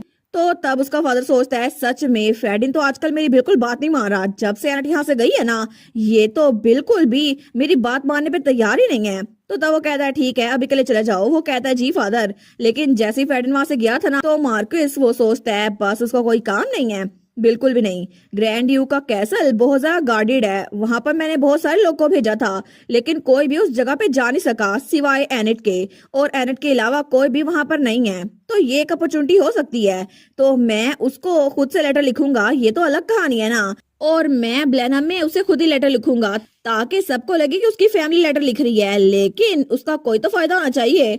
और तब दूसरी तरफ हमें ब्लैनहम स्टेट दिखाई जाती है जहाँ पे हमारा हीरो बाहर जा रहा था लेकिन हमारी हीरोइन उसका क्रेविट ठीक कर रही थी। तो तब उसने वो बांध दिया था, वो कहती है देखा अब ये रेडी है। तो ड्यूक स्माइल करता है, वो कहता है मुझे माफ कीजिएगा कि आज रात हम फिर से इकट्ठे डाई नहीं कर सकते, आज कुछ अर्जेंट आ गया था। वो कहती है कोई बात नहीं, वैसे भी मैं तो मैडम मैरी की इन में जाने वाली हूँ सर नोटन के साथ। तो ड्यूक नोटन को घूर के देखता है, वो कहता है अच्छा। तो नोटन सोचता है क्या, लेकिन तभी ड्यूक घोड़े पे चढ़ते हुए कहता है मैं रात के खाने से पहले वापस आ जाऊंगा, कोशिश करूंगा। वो कहती है अच्छा, और हंसने लग जाती है। तो ड्यूक कहता है क्या हुआ है माय लेडी, आप हंस क्यों नहीं है। हमारी कहती है आपको देखकर तो ऐसा लग रहा है जैसे हम लोग रियल मैरिड कपल हैं। वो कहता है लेकिन हम लोग तो सच में मैरिड कपल है ना। वो कहती है क्या। तो ड्यूक लोइस कहता है हम लोग की शादी हो चुकी है ना, और इसके अलावा डॉक्यूमेंट्स भी रियल हैं। तो हमारी हीरोइन कहती है जी जी बिल्कुल, आई सपोज ऐसा ही है। तो ड्यूक जाते हुए उसको मुड़कर देख रहा था। वो सोचती है पहले उसने मुझे मना किया था कि मैं ऐसा कुछ ना कहूँ, लेकिन अब सबके सामने वो कह रहे हैं हम मैरिड कपल है, और अभी तो मुझे बहुत ज्यादा अजीब लग रहा है, लेकिन तब उसको बाय कर रही थी। तो उसके जाने के बाद वो कहती है सर नोटन हम भी मैडम मैरी के इन में चले। वो कहता है जी और ग्रेस, और थोड़ी देर बाद उनकी बग्गी भी निकलने लगती है। लेकिन वो सोचती है शायद आज मैं जाकर थोड़ा स्पाइसी टोमेटो स्टू पूछूंगी। तो तभी वहां पर से किसी की आवाज आती है ये चोरी किया हुआ नहीं है। तो हमारी नट वहां पर देखती है, तो वहां पर जो गार्ड्स थे ना पैलेस के सामने ही, वो एक बच्ची को पकड़े हुए थे। वो कहते हैं झूठ बोलना बंद करो, आखिर तुमने ये कहाँ से चुराया। तो वो बच्ची कहती है मुझे जाने दो, तुम गलत हो, मैंने इसको चुराया नहीं है। तो हमारी हीरोइन अपनी बग्गी वहीं पर रुकती है और वहां पर आ जाती है। वो कहती है हो क्या रहा है। तो वो लोग कहते हैं योर ग्रेस। हमारी रट कहती है मैंने आप लोगों से एक सवाल पूछा है, आखिर आप लोग एक बच्ची के साथ ऐसा क्यों कर रहे हैं। तो वो गार्ड कहता है योर ग्रेस असल में इस बच्ची ने कुछ चुराया है जो कि हमारे महल से चुराया गया है, लेकिन ये बच्ची इस बात को मान नहीं रही और वो बच्ची तो डरी हुई लग रही थी। तो तब गार्ड उसको वो चीज दे देते हैं, वो वही लेटर्स थे जो हमारी हीरोइन ने लिखे थे। वो सोचती है ये तो मैंने प्रैक्टिस करते हुए लिखे थे ना, लेकिन आखिर इस बच्ची के पास ये क्या कर रहे हैं। तो तब वो गार्ड कहता है इसने कहा कि ये यहाँ काम के लिए आई थी, लेकिन फिर भी इसके हाथ में आपके लेटर्स पता नहीं क्या कर रहे हैं। तो हमारी सोचती है ये लेटर्स तो कुछ भी नहीं है, बिल्कुल भी इंपॉर्टेंस के हामिल नहीं है, लेकिन ये डॉक्यूमेंट्स ड्यूक के कैसे से गायब हो रहे थे। इसका मतलब है कि कोई मेरे फादर को यानी मार्कोस को सारी खबर दे रहा था। तो क्या ये बच्ची ये जासूस हो सकती है, या फिर कोई और इस बच्ची को इस्तेमाल कर रहा है मुझ पे खबर रखने के लिए। लेकिन तभी वो गार्ड अपनी तलवार निकालते हुए कहता है आखिर तुम किसके लिए जासूसी कर रही हो। तो वो बच्ची डर जाती है। तो वो बच्ची रोते हुए कहती है मैं जासूसी नहीं कर रही थी, मैं तो बस कैसल को देखना चाहती थी। तो वो गार्ड कहता है मैं तुमसे आराम से पूछ रहा हूँ, मुझे जवाब दे दो, क्योंकि अगर तुमने झूठ बोला ना। तो तब उसको डराते हुए कहता है मैं तुम्हारी जान ले सकता हूँ। लेकिन तभी वहां पर कोई चिल्लाता हुआ कहता है योर ग्रेस प्लीज ऐसा मत करें। तो तब सब लोग वहां पर देखते हैं, तो वहां पे हमारी एनेट की मेड ही थी। वो कहती है मैंने इसको ये दिया था। हमारी सोचती है क्या लेटा, ये तो मेरी मेड है ना। तो उसकी मेड कहती है मैं ही थी जिसने ये पेपर्स उसको दिए थे। और तब वो बताती है मैंने वो सारे लेटर्स अपने पास रख लिए थे अपनी छोटी बहन को देने के लिए। और थोड़ी देर बाद वो लोग वापस से महल में आ गए थे, लेकिन हमारी हीरोइन के सामने वो दोनों बैठे हुए थे। तो हमारी सोचती है मुझे लगा ही था ये बच्ची जानी पहचानी लग रही है, क्योंकि इसकी बड़ी बहन मेरे लिए मेड का काम करती है। तो हमारी कहती है मुझे बताओ आखिर हो क्या रहा है। तो लेटा कहती है असल में बात ये है, लेकिन तभी दरवाजे पे दस्तक होती है और हमारी डजिस के जवाब देने से पहले ही कोई वहां पर आता है। वो कहता है मुझे माफ कीजिएगा योर ग्रेस, मैं हूँ हेडमेड मार्जेला, और उसके साथ 2 मेड्स और आई थी। तो तभी लेटा उसको देखकर डर जाती है। तो हेडमेड कहती है मैंने सुना कि मेरी मेड्स में से किसी ने आपके लिए डिस्ट्रेस कायम किया है, मुझे माफ कीजिएगा। तो हमारी कहती है क्या हेडमेड। वो सोचती है जब वो बटलर के साथ जा रही थी ना पिछली रात, तो उसने देखा था कि बाकी सारी मेड्स एक मेड के पीछे कहीं जा रही थी। उसने जब पूछा था ना ये कहाँ जा रही हैं, तो बटलर ने कहा था सारी की सारी वापस से वेस्ट एनेक्स में जा रही हैं, क्योंकि रात के वक्त वो यहाँ पे रुक नहीं सकती। तो हमारी कहती है अच्छा, लेकिन तब उन सबके सामने एक हेडमेड थी। तो वो सोचती है अच्छा तो यही सबको लीड कर रही थी। तो हेडमेड कहती है मुझे माफ कीजिएगा कि मैंने इसको सही तरबियत नहीं दी, इसी वजह से मैं इसको खुद ही पनिश करूंगी। और उसको घसीट के वहां से लेके जाने लगती है। लेकिन तब बाकी दोनों मेट्स ने भी इसको पकड़ लिया था। तो लेटा कहती है योर ग्रेस प्लीज मेरी बात सुने। तो हमारे कहती है बस बहुत हो गया, 1 मिनट रुके, आखिर आपको क्या लगता है आप क्या करेंगे। तो तब वो बड़ी घूर के उसको देख रही थी। वो सोचती है ना सिर्फ ये मेरे कमरे में बिना परमिशन की आ गई, बल्कि ये तो बिना कोई बात किए उस मेड को लेके जा रही है, हालांकि मैं सामने बैठी हुई हूँ। ये तो बिल्कुल ऑब्वियस लग रहा है कि ये मुझे नीचा दिखाने की कोशिश कर रही है। तो हमारी हीरोइन कहती है उस बच्ची की पनिशमेंट मैं खुद ही डिसाइड करूंगी जब मैं उसकी साइड की स्टोरी सुन लूंगी। तो वो मेड कहती है मेड्स को डिसिप्लिन करना मेरे अथॉरिटी के अंदर आता है, इसी वजह से योर ग्रेस मुझे लगता है कि आप मेरे रोल की बाउंड्रीज को रिस्पेक्ट करेंगी। तो हमारी हीरोइन को तो सर में ये बात लगती है। वो कहती है क्या, वो सोचती है मुझे पता है कि ग्रैंड ड्यूक से मेरी शादी सिर्फ नाम की हुई है, लेकिन फिर भी मैं ग्रैंड डचीज हूँ, क्या मैं नहीं हूँ? तो ये मेरी तरफ ऐसे क्यों देख रही है? और वो तो तंजिया मुस्कुराहट से देख रही थी। लेकिन हमारी सोचती है इसने मुझे समझ क्या रखा है, क्या इसको लगता है कि यहाँ पे मेरा बिल्कुल भी इन्फ्लुएंस नहीं है, तो ये जिस तरह चाहे मुझे ट्रीट कर सकती है, लेकिन इसने मुझे समझ क्या रखा है। तो तब उठ के उसके सामने आती है और कहती है रिस्पेक्ट तुमने बोला, लेकिन क्या तुम मुझे नीचा नहीं दिखा रही इस कैसल की मिस्ट्रेस को? तो मेड कहती है क्या? तो वो कहती है नहीं नहीं ऑफ कोर्स नहीं, आखिर सिचुएशन ऐसी कैसी हो गई, मैं तो बस ये कह रही हूँ कि ये काम मेरा था आपके आने से पहले। हमारे कहती है कितने मजे की बात है ना। तो वो मेड कहती है क्या? तो हमारे कहती है मिस्टर वार्टली। वो कहता है जी योर ग्रेस। तो हमारे कहती है मेड्स को डिसिप्लिन करने की अथॉरिटी किसके पास होनी चाहिए? तो वो सोचती है आई बिलीव इस हेडमेड के लिए ये वर्स्ट केस सिनेरियो हो जाए, क्योंकि जब मैं ऑफिस में काम किया करती थी ना तो मेरा मैनेजर तो चिल्ला कहता था अगर मैं तुम्हें कहा है ना कि मुझे कोई ऐसा ऐड चाहिए जो वार्म और कोल्ड एक साथ हो तो बस उसे करो, तो इस तरह मैं भी इसको यही काम कहूंगी। तो बटलर कहता है नेचुरली अथॉरिटी आपके पास आती है क्योंकि आप ग्रैंड डचीज हैं। वो कहती है ना, तो क्या कोई हेडमेड मेरी बात सुने बगैर अपने से फैसला कर सकती है? वो कहता है नहीं नहीं बिल्कुल भी नहीं, ऐसा नहीं हो सकता।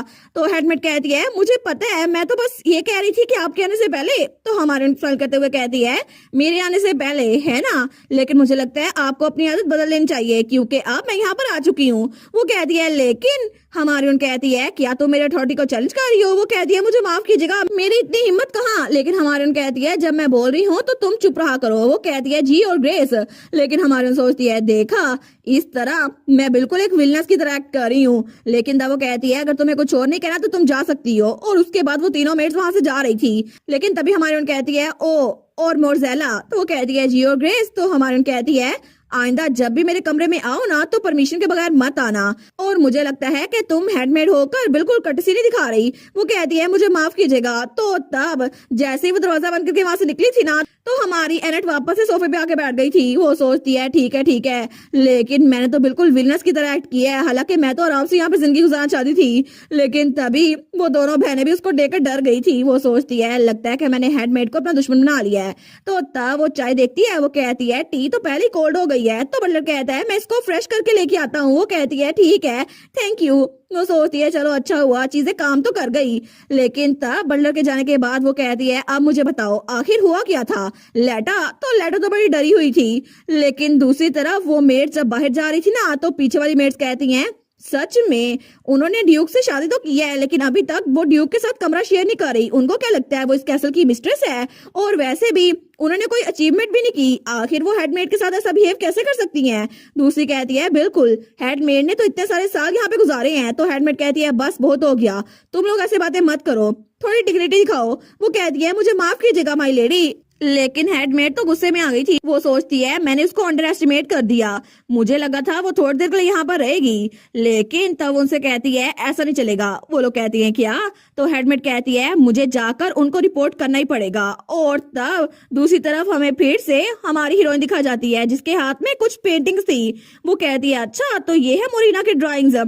तो तब उन सारे स्केचेस को देखकर बड़ी शौक हो गई थी। वो सोचती है इसके पास टैलेंट तो है, क्योंकि मुझे लीटा ने जो रीजन बताई थी ना वो ये थी, उसने कहा था मुझे माफ कीजिएगा योर ग्रेस, मुझे लगा था कि आपने जो लेटर लिखा है ना उसकी बैक साइड बिल्कुल ब्लैंक है तो ये वेस्ट जाएगी, इसी वजह से मैंने अपनी छोटी बहन को ये पेपर दिया ताकि वो ड्रा कर सके, क्योंकि ये पेपर बहुत हाई क्वालिटी का है। तो हमारी कहती है इसी वजह से तो मेरे प्राइवेट लेटर लेके गई थी। वो सोचती है आखिर ग्रैंड ड्यूक के कैसल में मेड को मुझे लगता है इतनी पे नहीं मिलती कि वो इतना पेपर बाय कर सके। तो लिटा कहती है मुझे माफ कीजिएगा माय लेडी, मुझे आपसे इजाजत ले लेनी चाहिए थी, मुझे लगा था ये इम्पोर्टेंट नहीं होगा इसी वजह से। तो हमारा सोचती है वेल ये इम्पोर्टेंट तो था नहीं ना, मैंने कितनी गलतियां की थी उस लेटर में, और वैसे भी मैंने कुछ खास नहीं लिखा था, लेकिन फिर भी कैसल के डॉक्यूमेंट को बिना परमिशन के बाहर लेके जाना तो बहुत बड़ी गलती है, अब मैं क्या करूं। तो तभी मोरिना वो भी नीचे बैठते हुए कहती है योर ग्रेस मेरी बहन ने ये मेरे लिए किया था, प्लीज उसके बजाय मुझे पनिश करें। तो लेटा कहती है मोरिना क्या कर रही हो, जल्दी उठो, इसमें तुम्हारी कोई गलती नहीं है, प्लीज उठ जाओ। तो हमारी कहती है बस बहुत हो गया, मैं समझ गई हूँ मोरिना, तुम्हारा नाम मोरिना है ना। तो बच्ची कहती है जी और ग्रेस। तो हमारी हीरोइन फ्रेश पेपर निकाल कर उसको देती है, वो कहती है क्या तुम मेरे लिए कुछ ड्रा करोगी। तो मरीना कहती है क्या सच में, जी बिल्कुल योर ग्रेस मैं करूंगी। और थोड़ी देर बाद हमारी हीरोइन रात के वक्त अपने कमरे में आ गई थी, वो सोचती है मैं तो थक गई हूँ, हालांकि मैं तो आज मैरी इन में भी जा नहीं सकी, मेरा टोमेटो स्टू। लेकिन तभी वो उन पेंटिंग्स को देखती है जो कि बिल्कुल रियलिस्टिक लग रही थी, वो सोचती है फिर भी मुझे आज कुछ मिल तो गया, वो बच्ची तो बहुत ज्यादा अमेजिंग इलस्ट्रेटर बन सकती है, और मुझे लगता है उसका टैलेंट वो वेस्ट नहीं जाना चाहिए। लेकिन तब उसका सर दर्द करा था, वो सोचती है इतना सब कुछ सोच सोच के मुझे चक्कर आ रहे हैं, मुझे लगता है मुझे बाद में ड्यूक के कमरे में भी जाना होगा। लेकिन तभी उसको नींद आ रही थी, और तब ख्वाब में कोई कहता है जल्दी करें और एरन फ्रेस को उसके क्राइम्स के लिए एग्जीक्यूट करें। तो हमारी हीरोइन के हाथ में हथकड़ियां थी और वो बहुत ज्यादा डरी हुई खड़ी थी, वो सोचती है क्या ये हो क्या रहा है, इतने सारे लोग और मैं हूँ कहाँ पर। लेकिन सब लोग चिल्लाकर कह रहे थे उसको मारो उसको मारो। तो वो दिल में सोचती है मुझे डर लग रहा है, प्लीज कोई तो मेरी हेल्प करो। तो तभी उसकी तरफ कोई बढ़ता है, वो उसके सामने पहुंच कहता है बेवकूफ लड़की, ये सब कुछ तुम्हारी वजह से हुआ है, तुम्हें अपने आप पे ब्लेम करना चाहिए। और वो जो कोई भी था उसकी येलो आइज थी जो कि रेड हो रही थी। तो तब वो कहता है ये तुम्हारा आखिरी मौका होगा। लेकिन तभी हमारी हीरोइन की आंख खुलती है तो वो डर के उठती है, वो कहती है क्या, लेकिन तभी ड्यूक उसके पास था, वो कहता है माय लेडी। हमारी सोचती है ड्यूक ये वापस कब आया। तो ड्यूक कहता है मुझे लगा था कि आपको थोड़ा रेस्ट करना चाहिए, लेकिन ऐसा लगता है आपने डरावना ख्वाब देखा, इसी वजह से मैंने आपको जगा दिया। तो वो कुछ बोल ही नहीं पाती, तो ड्यूक उसकी आंखों से साफ कर रहा था, वो सोचती है बिल्कुल मुझे लगता है मैंने कुछ ख्वाब देखा था, लेकिन मेरे आंसू रुक ही नहीं रहे। तो ड्यूक कहता है अब आप कैसा फील कर रही हैं, आप तो पूरा दिन सोती रही थी। हमारी कहती है क्या पूरा दिन, आप मुझे बता रहे हैं कि मैं पूरा दिन सोती रही हूँ। वो कहता है बिल्कुल, लेकिन फिजिशियन ने कहा था कि आप बिल्कुल थक चुकी थी सिर्फ इसी वजह से। वो सोचती है अच्छा तो ड्यूक खुद ही मेरी देखभाल कर रहा था, ग्रैंड ड्यूक खुद से। तो ड्यूक कहता है ये सारी मेरी गलती है, मेरे कर्ज की वजह से आपको नुकसान पहुंचा। लेकिन हमारी ना उसका चेहरा पकड़ती है, वो कहती है मैं बस बहुत जरा मजे कर करके थक गई थी, बस यही वजह है और कुछ भी वजह नहीं है। तो ड्यूक कहता है क्या, लेकिन आपको मेरे लिए झूठ बोलने की जरूरत नहीं है, नॉर्थ में ऐसा है क्या जिससे एंटरटेनमेंट हो सके। वो कहती है नहीं नहीं यहाँ पे बहुत सारी चीजें एंजॉय करने के लिए, आपको पता नहीं है, मैं तो गांव में घूमती फिरती हूँ, मैं मार्केट में शॉपिंग करती हूँ, और इसके अलावा मैं टोमेटो स्टू भी पीती हूँ। वो कहता है टोमेटो स्टू, वो कहती है बिल्कुल ये किसी से कम नहीं है। और तब हंसते हुए कहती है योर ग्रेस मुझे सच में यहाँ पे बहुत अच्छा लगता है। तो ड्यूक भी स्माइल करता है, तो वो कहती है मैं तो यहाँ पे पूरी तैयारी करके आई हूँ कि पूरा साल अगर कोई मुझे नापसंद करे भी ना तो फिर भी, लेकिन यहाँ पर हर कोई बहुत अच्छा है। तो ड्यूक कहता है आखिर आपको नापसंद क्यों करेगा। और तब उसका हाथ पीछे करता है, लेकिन हमारी कहती है कोई ऐसा जिसने मेरी मैरिज प्रपोजल को बार बार रिजेक्ट कर दिया था। वो कहता है मैंने इसके लिए माफी मांगी तो थी ना, लेकिन फिर भी आप ग्रैंड चीज है, आपसे कौन नफरत करेगा, और अगर आपको कोई चीज तंग करिए ना तो मुझे बताए। तो हमारी हंसते हुए कहती है तो फिर क्या आप उनको डांटेंगे। वो कहता है बिल्कुल आपके मैं इतना तो कर ही सकता हूँ ना, मैं उनको बहुत ज्यादा डांटूंगा। तो हमारी हीरोइन तो हंसी जा रही थी, लेकिन तभी वो ड्यूक की तरफ देखती है जो कि ब्लश करा था। तो तब ड्यूक जाते हुए कहता है ठीक है तो आप रेस्ट करें, फिजिशियन ने कहा था कि आपको स्ट्रेस नहीं लेना चाहिए, ठीक है। तो हमारी उसको जाते हुए देखती है, वो सोचती है कि ड्यूक तो सच में ब्लश करा था, लेकिन क्या इसी वजह से लोग शादी करते हैं। और ड्यूक तो बड़ी जल्दी से वहां से जा रहा था, और तब वहां से हालवे से गुजरते हुए उसका ओरा बिल्कुल बदल गया था। लेकिन तभी वो अपने कमरे के सामने पहुंचता है तो बड़ा दरवाजा खोलता है, वो कहता है वेलकम बैक योर ग्रेस। और वहां पे डॉक्टर भी खड़ा था। तो ड्यूक कहता है आप मुझे बताओ कि आखिर डचेस वो अचानक से बीमार क्यों पड़ी और इस सब के पीछे वजह क्या थी, क्योंकि मैं नहीं चाहता कि मेरी वाइफ को दोबारा से कोई मसला हो। हमें रात के वक्त ड्यूक का ऑफिस दिखा जाता है। तो ड्यूक कहता है क्या उनके साथ कुछ भी गलत नहीं है, तो आखिर वो बेहोश क्यों हुई थी। तो डॉक्टर उसके सामने खड़ा था, वो कहता है जी बिल्कुल, बस उनको थोड़ा सा एनीमिया है, बाकी सब कुछ वो बिल्कुल ठीक है। तो ड्यूक कहता है क्या मतलब, क्या वो बीमार नहीं है, लेकिन फिर भी वो फेंट हो गई थी। तो डॉक्टर कहता है कैपिटल में नॉर्मल लेडीज के साथ अक्सर ऐसा होता है क्योंकि वो बहुत ज्यादा नाजुक होती हैं। तो ड्यूक कहता है इसका मतलब है वो सच में बहुत ज्यादा डेलिकेट है। तो बटलर कहता है हमें उनकी हेल्थ की तरफ ज्यादा अटेंटिव होना होगा योर ग्रेस। लेकिन तब डॉक्टर सोचता है नॉर्दर्न तो सच में बहुत ही ज्यादा हेल्दी होते हैं ना, लेकिन कम से कम साउदर्न के परस्पेक्टिव से नॉर्दर्न ही ज्यादा हेल्दी हैं, हम तो नहीं। तो वो कहता है उनको न्यू एनवायरनमेंट में अडॉप्ट होने में थोड़ा टाइम लगेगा, इसी वजह से मैं उनको दवाई लिख के दे देता हूँ, लेकिन उनको रेस्ट भी करना होगा और खाना भी प्रॉपर खाना होगा। ड्यूक कहता है ठीक है। तो डॉक्टर कहता है अब मैं चलता हूँ और उसके सामने झुक के वहां से निकल जाता है। लेकिन ड्यूक वो अपना सर पकड़ते हुए सोचता है अगर वो सच में इतनी फ्रेल थी तो उन्होंने मुझे पहले क्यों नहीं बताया, और अगर वो कैसल में घूमते घूमते बेहोश हो जाती तो फिर अगर उनके साथ कुछ हो जाता जब मैं उनके पास नहीं था। लेकिन तभी बटलर वो चाय डालते हुए कहता है ऐसा लगता है कि कुछ मेड्स ने उनको बहुत ज्यादा मसला दिया है। तो हमारा हीरो कहता है मेड ने? वो कहता है अपेरेंटली उस मेड ने उनके कुछ लेटर्स उनकी परमिशन के बगैर अपनी छोटी बहन को दे दिए थे, लेकिन इसकी वजह से उनको थोड़ा सा स्ट्रेस हो गया था। लेकिन हर ग्रेस ने इस मामले को बड़े आराम से संभाल लिया, शायद इसी वजह से वो थोड़ा थक गई थी। लेकिन हमारा हीरो सोचता है अगर उसकी साइड पर कोई होता तो ये सब कुछ ना होता। तो वो कहता है वाटली? तो बटलर कहता है जी और ग्रेस? तो ड्यूक कहता है मैं चाहता हूँ कि डचिस के लिए मैं personally lady in waiting select करूँ, तो तुम सारी लिस्ट तैयार कर दो। वो कहता है जी और ग्रेस। और तब हमें सुबह का वक्त दिखा जाता है जब वो हमारी हीरोइन के कमरे में आया था पूरा डॉक्यूमेंट लेकर। वो कहती है कि ये क्या चीज है? तो ड्यूक कहता है ये आपके लेडी इन वेटिंग बनने के लिए कैंडिडेट्स है, क्योंकि मैं चाहता हूँ कि आपके साथ जरूर कोई लेडी इन वेटिंग रहे। तो हमारी सोचती है कैंडिडेट्स? मुझे लगा था ड्यूक को मेरी फिक्र नहीं है, लेकिन ऐसा लगता है कभी कभार इसको मेरी बहुत ज्यादा फिक्र होने लग जाती है। तो ड्यूक कहता है मैंने वेजल फैमिलीज की बेटियों को यहाँ पर अलाउ किया है, और अगर आपको इनमें से कोई भी अच्छी लगे तो आप उसको अपनी लेडी इन वेटिंग रख सकती हैं, लेकिन मैं चाहता हूँ कि आप काउंट अबोर की बेटी उसको रखें क्योंकि उन्होंने ब्लेनहम को जनरेशन से सर्व किया है।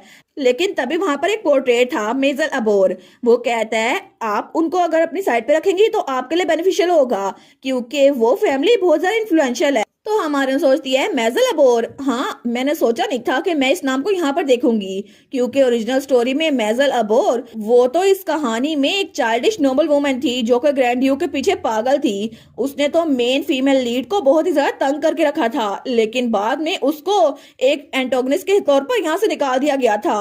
नॉर्मली मेजल और मैं कभी भी ना टकराते, लेकिन आई गेस मेरा यहाँ पे आना इसको चेंज कर रहा है। तो हमारा हीरो कहता है अगर आपकी कोई स्पेसिफिक प्रेफरेंस है तो मैं उसके लिए और ढूंढूंगा, अगर आपको इनमें से भी कोई अच्छी नहीं लग रही तो फिर मुझे बता दीजिएगा। वो कहती है कोई बात नहीं, थैंक यू सो मच, मैं इसको डिसाइड कर लूंगी। वो सोचती है चीजें तो ओरिजिनल स्टोरी से बिल्कुल अलग जा रही हैं, लेकिन हो सकता है कि जिस तरह ग्रैंड ड्यूक मेरी तरफ बिल्कुल बदल गया है तो क्या पता मेजल भी बिल्कुल बदल जाए, और ग्रैंड ड्यूक तो अब मेरे से अच्छे से बात करता है।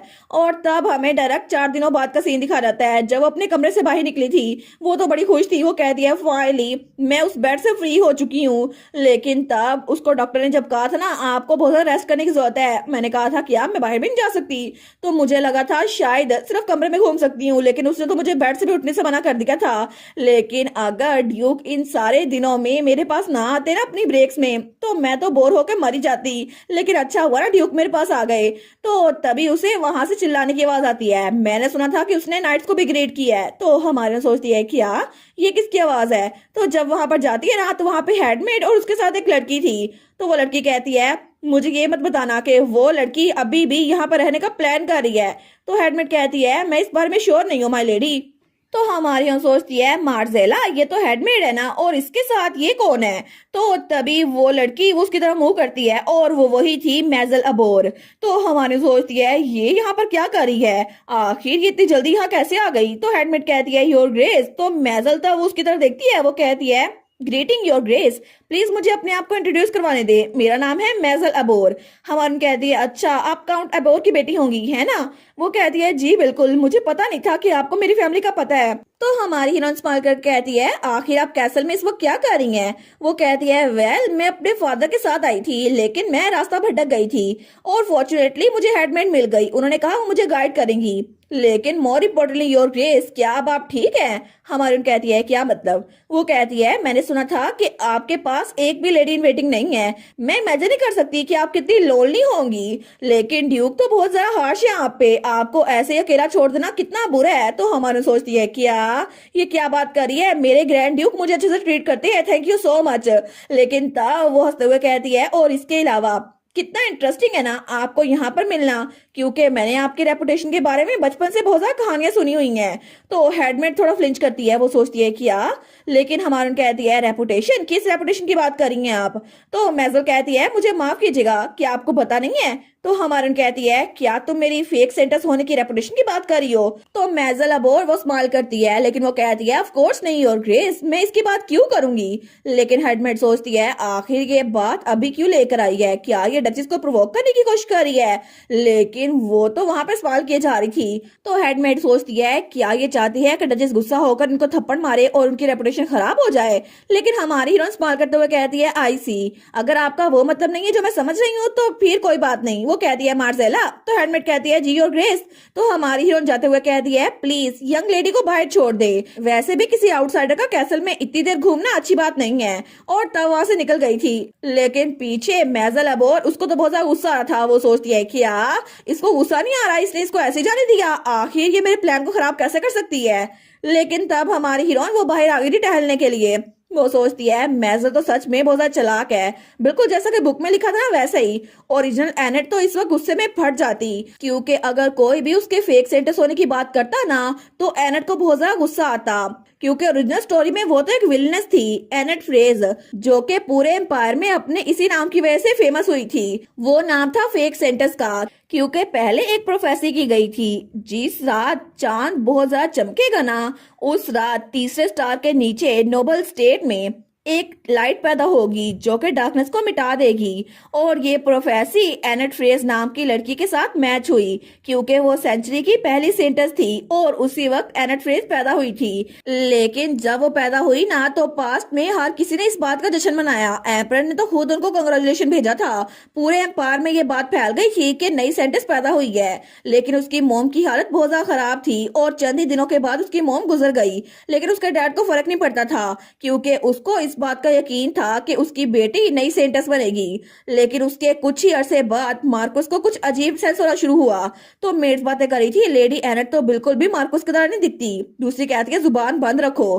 तो तब मार्कस उसने उनकी बातों पे ध्यान दिया और जब उसने देखा ना कि उसकी बेटी जो कि सेंटर्स है वो उसकी तरह बिल्कुल नहीं दिखती तो उसको बहुत ज्यादा गुस्सा आया।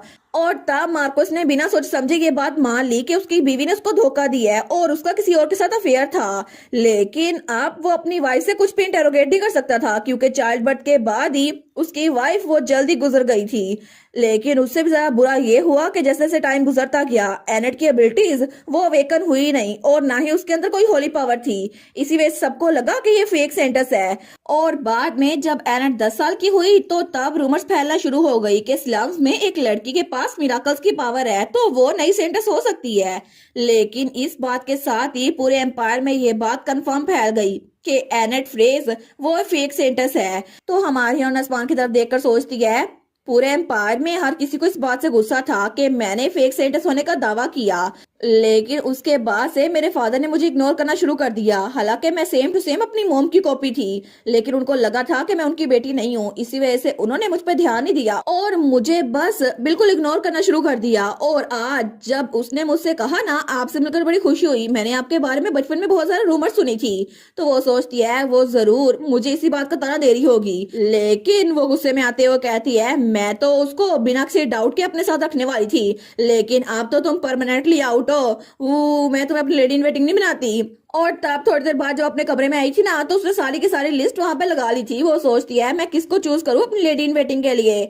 मैंने पूरी की पूरी लिस्ट पढ़ तो ली है, लेकिन अभी तक मुझे पता नहीं है वो लोग होंगे कैसे। मैं किसी को ऐसे जज नहीं कर सकती, मुझे लगता है मुझे उनसे मिलना चाहिए। वो सोचती है मैं जल्दी टी पार्टी ऑर्गेनाइज करूं। और तब थोड़ी देर बाद वो वहां से जा रही थी, लेकिन तभी आगे लियोन और उसके साथ एक और नाइट था। वो कहता है योर ग्रेस, हमारे उन कहती है आप कैसे हैं सर लियोन। तो वो कहता है हम बिल्कुल ठीक हैं, हम अभी आपकी बात कर रहे थे योर ग्रेस, हम तो अभी टुडे स्पेशल मेन्यू खा कर आए हैं। तो हमारे कहती है टुडे स्पेशल। तो दूसरा कहता है बिल्कुल मैडम मैरी के इन में योर ग्रेस, वो तो सबको बता रही थी ये आपका आइडिया है। तो हमारा सोचती है अरे हाँ, पिछली बार जब मैं वहां पर गई थी ना तो मैंने तो उनका स्टू खाया था, मुझे लगा था ये बेस्ट है। लेकिन जब मैंने इधर उधर देखा था ना तो कोई भी कस्टमर नहीं था और उनके सारे के सारे इंग्रेडिएंट वैसे ही पड़े हुए थे और वो जल्दी खराब होने वाले थे। लेकिन मैडम मैरी ने कहा था आपने मुझे जो गिफ्ट दिया है ना मुझे बहुत ज्यादा अच्छा लगा, थैंक यू सो मच इस ब्रोच के लिए योर ग्रेस, लेकिन मैं इसको संभाल के रखूंगी। वो कहती है कोई बात नहीं, ये तो मेरी तरफ से गिफ्ट था। लेकिन तब वो कहती है मैडम क्या मैं आपको एक सजेशन दे सकती हूँ? तो मैडम मैरी कहती है अच्छा क्या होगा? हमारून कहती है आखिर आप एक डेली स्पेशल बेचना क्यों नहीं शुरू कर देती? वो कहती है क्या डेली स्पेशल टुडे मेन्यू, ये क्या बात है? तो हमारून कहती है इसके अंदर आप हर दिन एक स्पेशल डिश रखेंगी और इसको फ्रंट में रखेंगी। अगर कोई स्पेशल डिश को ऑर्डर करेगा ना तो उसके साथ आप कॉम्प्लीमेंट्री तौर पर एक डिजर्ट भी पेश करेंगी जो कि आपने पहले से बना के रखा होगा और आप उनको डिस्काउंट भी दे सकती हैं। वैसे भी कुछ लोग को मेरी तरह स्टू पसंद होगा लेकिन बाकी लोग को स्टू पसंद नहीं होगा, इसी वजह से आप उनको स्पेशल डिशेस के नाम पर मुख्तलिफ चीजें पेश कर सकती हैं। तो मैडम कहती है अच्छा तो इसका मतलब है कि मैं इस तरह जरा रेगुलर्स बना सकती हूँ? वो कहती है एग्जैक्टली और इसके अलावा अगर आप मेन डिश पे फोकस करेंगी ना तो आपके इंग्रेडिएंट्स वो भी खराब नहीं होंगे और वो वेस्ट नहीं जाएंगे। तो वो तो बड़ी खुश हो गई थी। वो कहती है सच में आपके दिमाग में ऐसा आइडिया कैसे आया योर ग्रेस? लेकिन हमारी हीरोइन वो सोचती है अहम तुम यकीन करो या ना करो मैं तो अपनी पुरानी लाइफ में एडवर्टाइजिंग कंपनी की प्रो थी, लेकिन तब वो सोचती है मैं तो भूल ही गई थी इस बारे में, लेकिन अच्छा हुआ कि उनका इन अच्छा चल रहा है मेरे आइडिया की वजह से। तो लियोन कहता है रिस्पॉन्स तो बहुत वंडरफुल था, हर गेस्ट आज टुडे स्पेशली ऑर्डर करा था। हमारे कहती है फिर तो बिजनेस अच्छा चल रहा है ना? वो कहता है जी थोड़ा बहुत तो इंक्रीज हुआ है। वो कहती है थोड़ा बहुत? तो लियोन कहता है लोकेशन इतनी आइडियल नहीं है ना, वैसे भी अगर लोग तारीफ करेंगे ना तो ज्यादा जल्दी ये बात फैल जाएगी। हमारन कहती है तो फिर आप इनके बाहर एक साइन बोर्ड क्यों नहीं लगाते? वो कहता है इससे कोई फर्क नहीं पड़ेगा, बहुत सारे लोग यहाँ पे पढ़ नहीं सकते। हमारन कहती है कोई बात नहीं, अगर पढ़ नहीं सकते तो कोई बात नहीं, मेरे पास इसके लिए भी एक बहुत अच्छा प्लान है। लेकिन तब दूसरी तरफ हमें एक और कमरा दिखाया जाता है और वहां पे वही लड़की बैठी हुई थी मेजर अबोर। तो वो लेटर लिख रही थी। वो लिख रही थी मैं आपका इनविटेशन टी की तरफ एक्सेप्ट करती हूँ बड़े प्लेजर के साथ। लेकिन तभी उस लेटर को फेंक देती है। वो कहती है ये कितना इरिटेटिंग है ना, अगर मुझे पहले किसी ने बता दिया होता कि duke lady in waiting hire करने का प्लान कर रहे हैं तो मैं वो सब कुछ ना कहती उस दिन। लेकिन उसके सामने हेडमेट खड़ी हुई थी। वो कहती है मुझे भी इस बारे में कुछ नहीं पता था। तो मेजल कहती है बस चुप, तुम एक हेडमेट हो लेकिन कितने यूजलेस हो ना, मैंने तुम्हें वहां पर इसलिए रखवाया था ताकि तुम मुझे सारी जासूसी करके देती रहो। लेकिन आखिर अभी तक ग्रैंड ड्यूक ने उसे बाहर क्यों नहीं फेंका? तो हेडमेट कहती है शायद वो मार्कोस की फैमिली की वजह से ये सब कुछ कर रहे हो। तो मेजल कहती है मार्कोस की बेटी इतनी भी अहमियत की हामिल नहीं है। लेकिन तब हेडमेट कहती है लेकिन अब ये सब कुछ हो ही गया है तो आप उनको दिखा क्यों नहीं देती कि ब्लैनहम में पावर किसके पास है माय लेडी? तो मेजल कहती है क्या? तो हेडमेट कहती है आप ग्रैंड डचिस का फेवर विन करने के बजाय उनको ये क्यों नहीं दिखाती कि ब्लैनहम में सोशल सर्कल में किसका इन्फ्लुएंस ज्यादा है? तो वो कहती है तुम्हारा एक पॉइंट है तो सही, डचिस तो एक आउटसाइडर है और मुझे लगता है लेडी इन वेटिंग के कैंडिडेट को मुझे उससे पहले मिलना चाहिए क्योंकि सब लोग मेरी बात मानेंगे। तो हेडमेट कहती है ये टी पार्टी तो बहुत ही ज्यादा इंटरेस्टिंग होने वाली है। लेकिन वो सोचती है मुझे चाहे कुछ भी हो जाए उसकी लेडी इन वेटिंग बनना ही पड़ेगा क्योंकि इसी तरह मैं ग्रैंड ड्यूक से मिल सकती हूँ और अगर उनको एक बार वो दिन याद आ जाए तो फिर वो जरूर मेरे प्यार में पड़ जाएंगे क्योंकि जब हम छोटे थे ना तो तब मैं उनसे मिली थी। लेकिन ग्रैंड ड्यूक उनके साथ मैंने वो मेमोरी शेयर की हुई है जो किसी और को नहीं पता, सिर्फ हम दोनों को पता है। ओह माय गॉड, मुझे लगता है कि इस बेचारी को ये नहीं पता कि ड्यूक को इससे कोई भी अफेक्शन नहीं है और वैसे भी ड्यूक को ऐसा कुछ भी याद नहीं होगा क्योंकि ड्यूक तो शुरू से ही लड़कियों को अवॉइड करता आ रहा है। तो ये बेचारी तो डिल्यूजन में जी रही है। चलो जीरे दो, हमारी एनेट इसकी सारी डिल्यूजन तोड़ देगी। हमें बहुत सारा खाना दिखाया जाता है जहाँ पे डिजर्ट, केक, कपकेक्स और बहुत कुछ पड़ा हुआ था। तो हमारे कहती है क्या ये सब क्या है? क्या ये सब कुछ आपने 5 कार्ड्स ऑफ डिजर्ट तैयार की है? तो वहां पर मेड्स और हेड शेफ था। वो कहता है योर ग्रेस मैं हूँ बेरनी जो ब्लैनहम किचन का हेड शेफ है और मैं बहुत ज्यादा खुश हूँ कि मैं आपके लिए तैयार करवा सका क्योंकि आपने बोला था ना कि आपको टी टाइम के लिए डिजर्ट प्रिपेयर करवाना है, इसी वजह से मैंने ये सब कुछ तैयार किया है। आपको जो अच्छा लगे मुझे बता दें। तो हमारे उन कहती है हेड शेफ ऐसा लगता है कि मेरी रिक्वेस्ट की वजह से आप पे बहुत ज्यादा बोझ पड़ गया है। वो कहता है बोझ बिल्कुल भी नहीं, मैं तो सच में बहुत ज्यादा खुश हूँ कि मैं अपनी स्किल्स को शो कर पा रहा हूँ। हमारे उन कहती है आपकी स्किल्स को? लेकिन आप तो ग्रैंड ड्यूक के लिए खाना बनाते रहते थे ना और हमेशा जब से मैं आई हूँ आप ही खाना बना रहे हैं। वो कहता है असल में हिज ग्रेस को तो खाने का बिल्कुल शौक नहीं है और वो तो कुछ भी खा लेते हैं जो कुछ मैं बना दूं। लेकिन तब बेचारा तो इमोशनल हो गया था। वो कहता है मेरे खाने की स्किल्स तो कभी भी मैं शो नहीं कर पाया। तो हमारी हीरोइन सोचती है जब मैं यहाँ पर आ रही थी ना तो तब मैंने नाइट से पूछा था सर जोहस आखिर ड्यूक को किस तरह का खाना पसंद है, तो उसने कहा था हिज ग्रेस को वो तो कुछ भी खा लेंगे, अगर आप उनको दरख्त भी काट के दे देना वो भी खा लेंगे। वो सोचती है इसका मतलब है कि ड्यूक इस बात के लिए बिल्कुल इनफेमस है। वो कहती है फिर तो आपके लिए बहुत ज्यादा डिफिकल्ट रहा होगा ना हेड शेफ। वो कहता है लेकिन फिर उसके बाद आप आ गई और ग्रैंड ड्यूक ने पहली बार हमसे कोई बात की कि उनको खाने में ये चाहिए। हमारी कहती है सच में? तो हेड शेफ कहता है जी बिल्कुल, उन्होंने खास तौर पे कहा था कि उन्हें डिजर्ट में ज्यादा फ्रूट्स चाहिए। तो हमारे सोचती है क्या? वो कहता है मुझे लगता है कि ये इंस्ट्रक्शन उन्होंने आपकी वजह से दी थी क्योंकि मैंने सुना था कि आपको फ्रूट्स बहुत ज्यादा पसंद है। तो हमारे सोचती है एक मिनट, कहीं इसका मतलब है कि जब हम पहली बार नाश्ता करने के लिए गए थे उसके बाद से फ्रूट्स की तादाद बढ़ गई थी। तो जब मैंने कहा था ये केक बड़ा यमी है और ड्यूक ने कहा था कि आपको केक पसंद है, लेकिन इसका मतलब है कि उन्होंने इसी वजह से फ्रूट्स बढ़ा दिए। इसका मतलब है कि उन्होंने मेरी एक बात की वजह से ये सब कुछ करना शुरू कर दिया। लेकिन वो तो ब्लश करी थी। वो सोचती है आखिर ड्यूक मेरे साथ इतना नाइस क्यों हो रहा है, वो तो सच में मेरे साथ बहुत ज्यादा अच्छा है। लेकिन तब हमारी उन कहती है थैंक यू बैरनी, आपके डिजर्ट की वजह से टी टाइम बहुत ज्यादा इंजॉयबल बन जाएगा। मैं तो उम्मीद करती हूँ कि आप उस दिन बहुत ज्यादा अच्छा टी टाइम प्रिपेयर करवाएं। वो कहता है मैं आपको ना उम्मीद नहीं होने दूंगा योर ग्रेस, आप मुझ पर भरोसा कर सकती हैं। हमारी उन कहती है लेकिन पहले मुझे ये बताएं ना कि आखिर टी गैदरिंग अक्सर होती क्या है, आखिर ज्यादातर रिफ्रेशमेंट वो कैसे अरेंज किए जाते हैं। वो कहता है रिफ्रेशमेंट वो तो अक्सर सेंट्रल टेबल पर रखे जाते हैं ताकि गेस्ट खुद आगे बढ़े और खुद अपनी मर्जी से लें। तो हमारी कहती है इस बार फिर ऐसा कीजिएगा कि हर एक के लिए अलग टी टाइम प्रिपेयर करवाएं, अलग से इंडिविजुअल सेट। वो कहता है इंडिविजुअल सेट? तो हमारी कहती है बिल्कुल, आपको टोटल 9 ट्रेस बनानी होंगी जिसमें केक और बाकी की पेस्ट्रीज और बाकी चीजें शामिल होंगी ताकि हर कोई अपने हिसाब से खा सके। और तब थोड़ी देर बाद हमारा ड्यूक और उसके साथ पैरल जा रहे थे। तो ड्यूक कहता है हम लोग मर्चेंट गिल से मिलने के लिए जा रहे हैं लेकिन लगता है हमें देर हो गई है। तो पैरल कहता है मर्चेंट गिल वो इतने टची नहीं है, मुझे लगता है उनसे बात करना थोड़ा मुश्किल होगा। लेकिन तभी वो डॉक्यूमेंट्स को देखता है। वो कहता है योर ग्रेस। तो ड्यूक कहता है क्या हुआ है? वो कहता है मुझे लगता है कि मैं मर्चेंट पास उसको भूल आया हूँ। ड्यूक कहता है क्या? वो अभी गुस्सा करने ही लगता है लेकिन तभी उसे कुछ एहसास होता है। तो हमारा पैरल कहता है मुझे माफ कीजिएगा, मैं अभी ऑफिस में जाकर वो लेके आता हूँ। तो वो सोचता है हम लोग पहले लेट हो गए हैं, अगर मैंने अभी कहा ना ड्यूक तो मुझे बड़ा डांटेंगे। लेकिन ड्यूक आराम से कहता है चले जाओ। वो कहता है जी। तो ड्यूक स्माइल करके कहता है मैंने कहा तुम जा सकते हो और जितना टाइम लगे ना आराम से वापस आना। वो कहता है क्या? वो सोचता है लगता है ड्यूक को इतना गुस्सा आ गया कि वो स्माइल करके बात कर रहे हैं, लगता है वो तो बड़े गुस्से में है। वो कहता है मैं अभी वापस आ जाऊंगा ड्यूक। तो ड्यूक कहता है मैंने कहा ना अपना टाइम लेके वापस आना, लेकिन वो तो भाग गया था। वो कहता है मैं जल्दी जल्दी वापस आता हूँ, आप बस मेरा इंतजार करें। और तब वो जल्दी से ऑफिस में पहुंचा था। वो सोचता है मैंने पास कहाँ पर रख दिया था, कहीं मैंने यहाँ तो नहीं रखा था।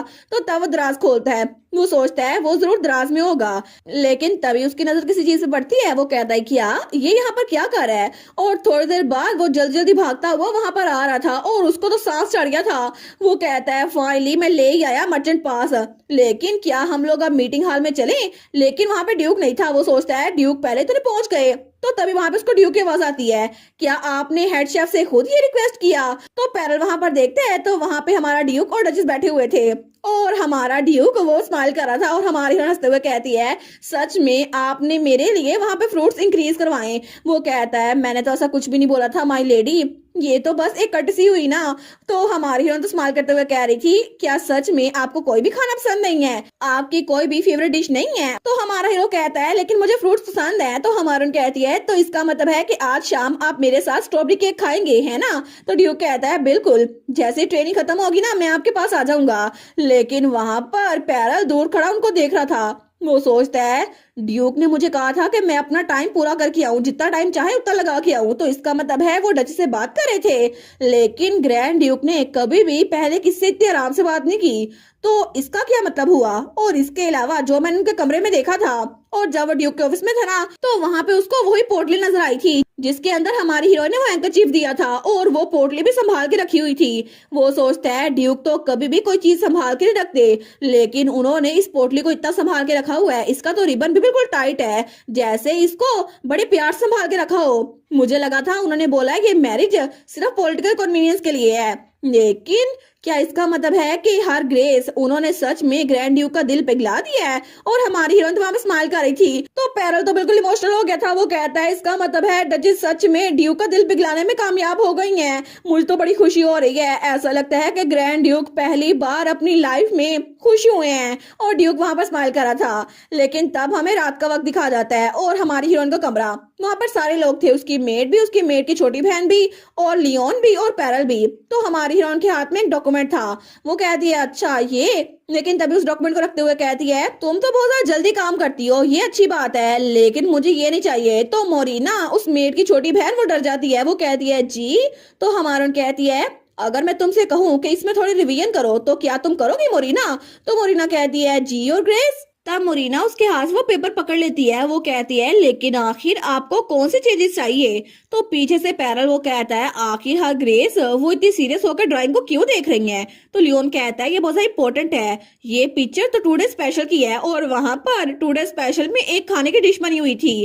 तो पैरल कहता है कि आप वो डेली स्पेशल को ड्रा करवा रही हैं। तो हमारी हम सोचती है ये बहुत रियलिस्टिक लग रहा है, लेकिन ये एग्जैक्टली वो नहीं है जिसको देखकर मुंह में पानी आ जाए। अगर हम इसमें थोड़ी सी और डिटेल ऐड करें तो जरा बेहतर होगा। और तभी वो ब्रश पकड़ती है और उसमें कुछ ऐड करने लगती है।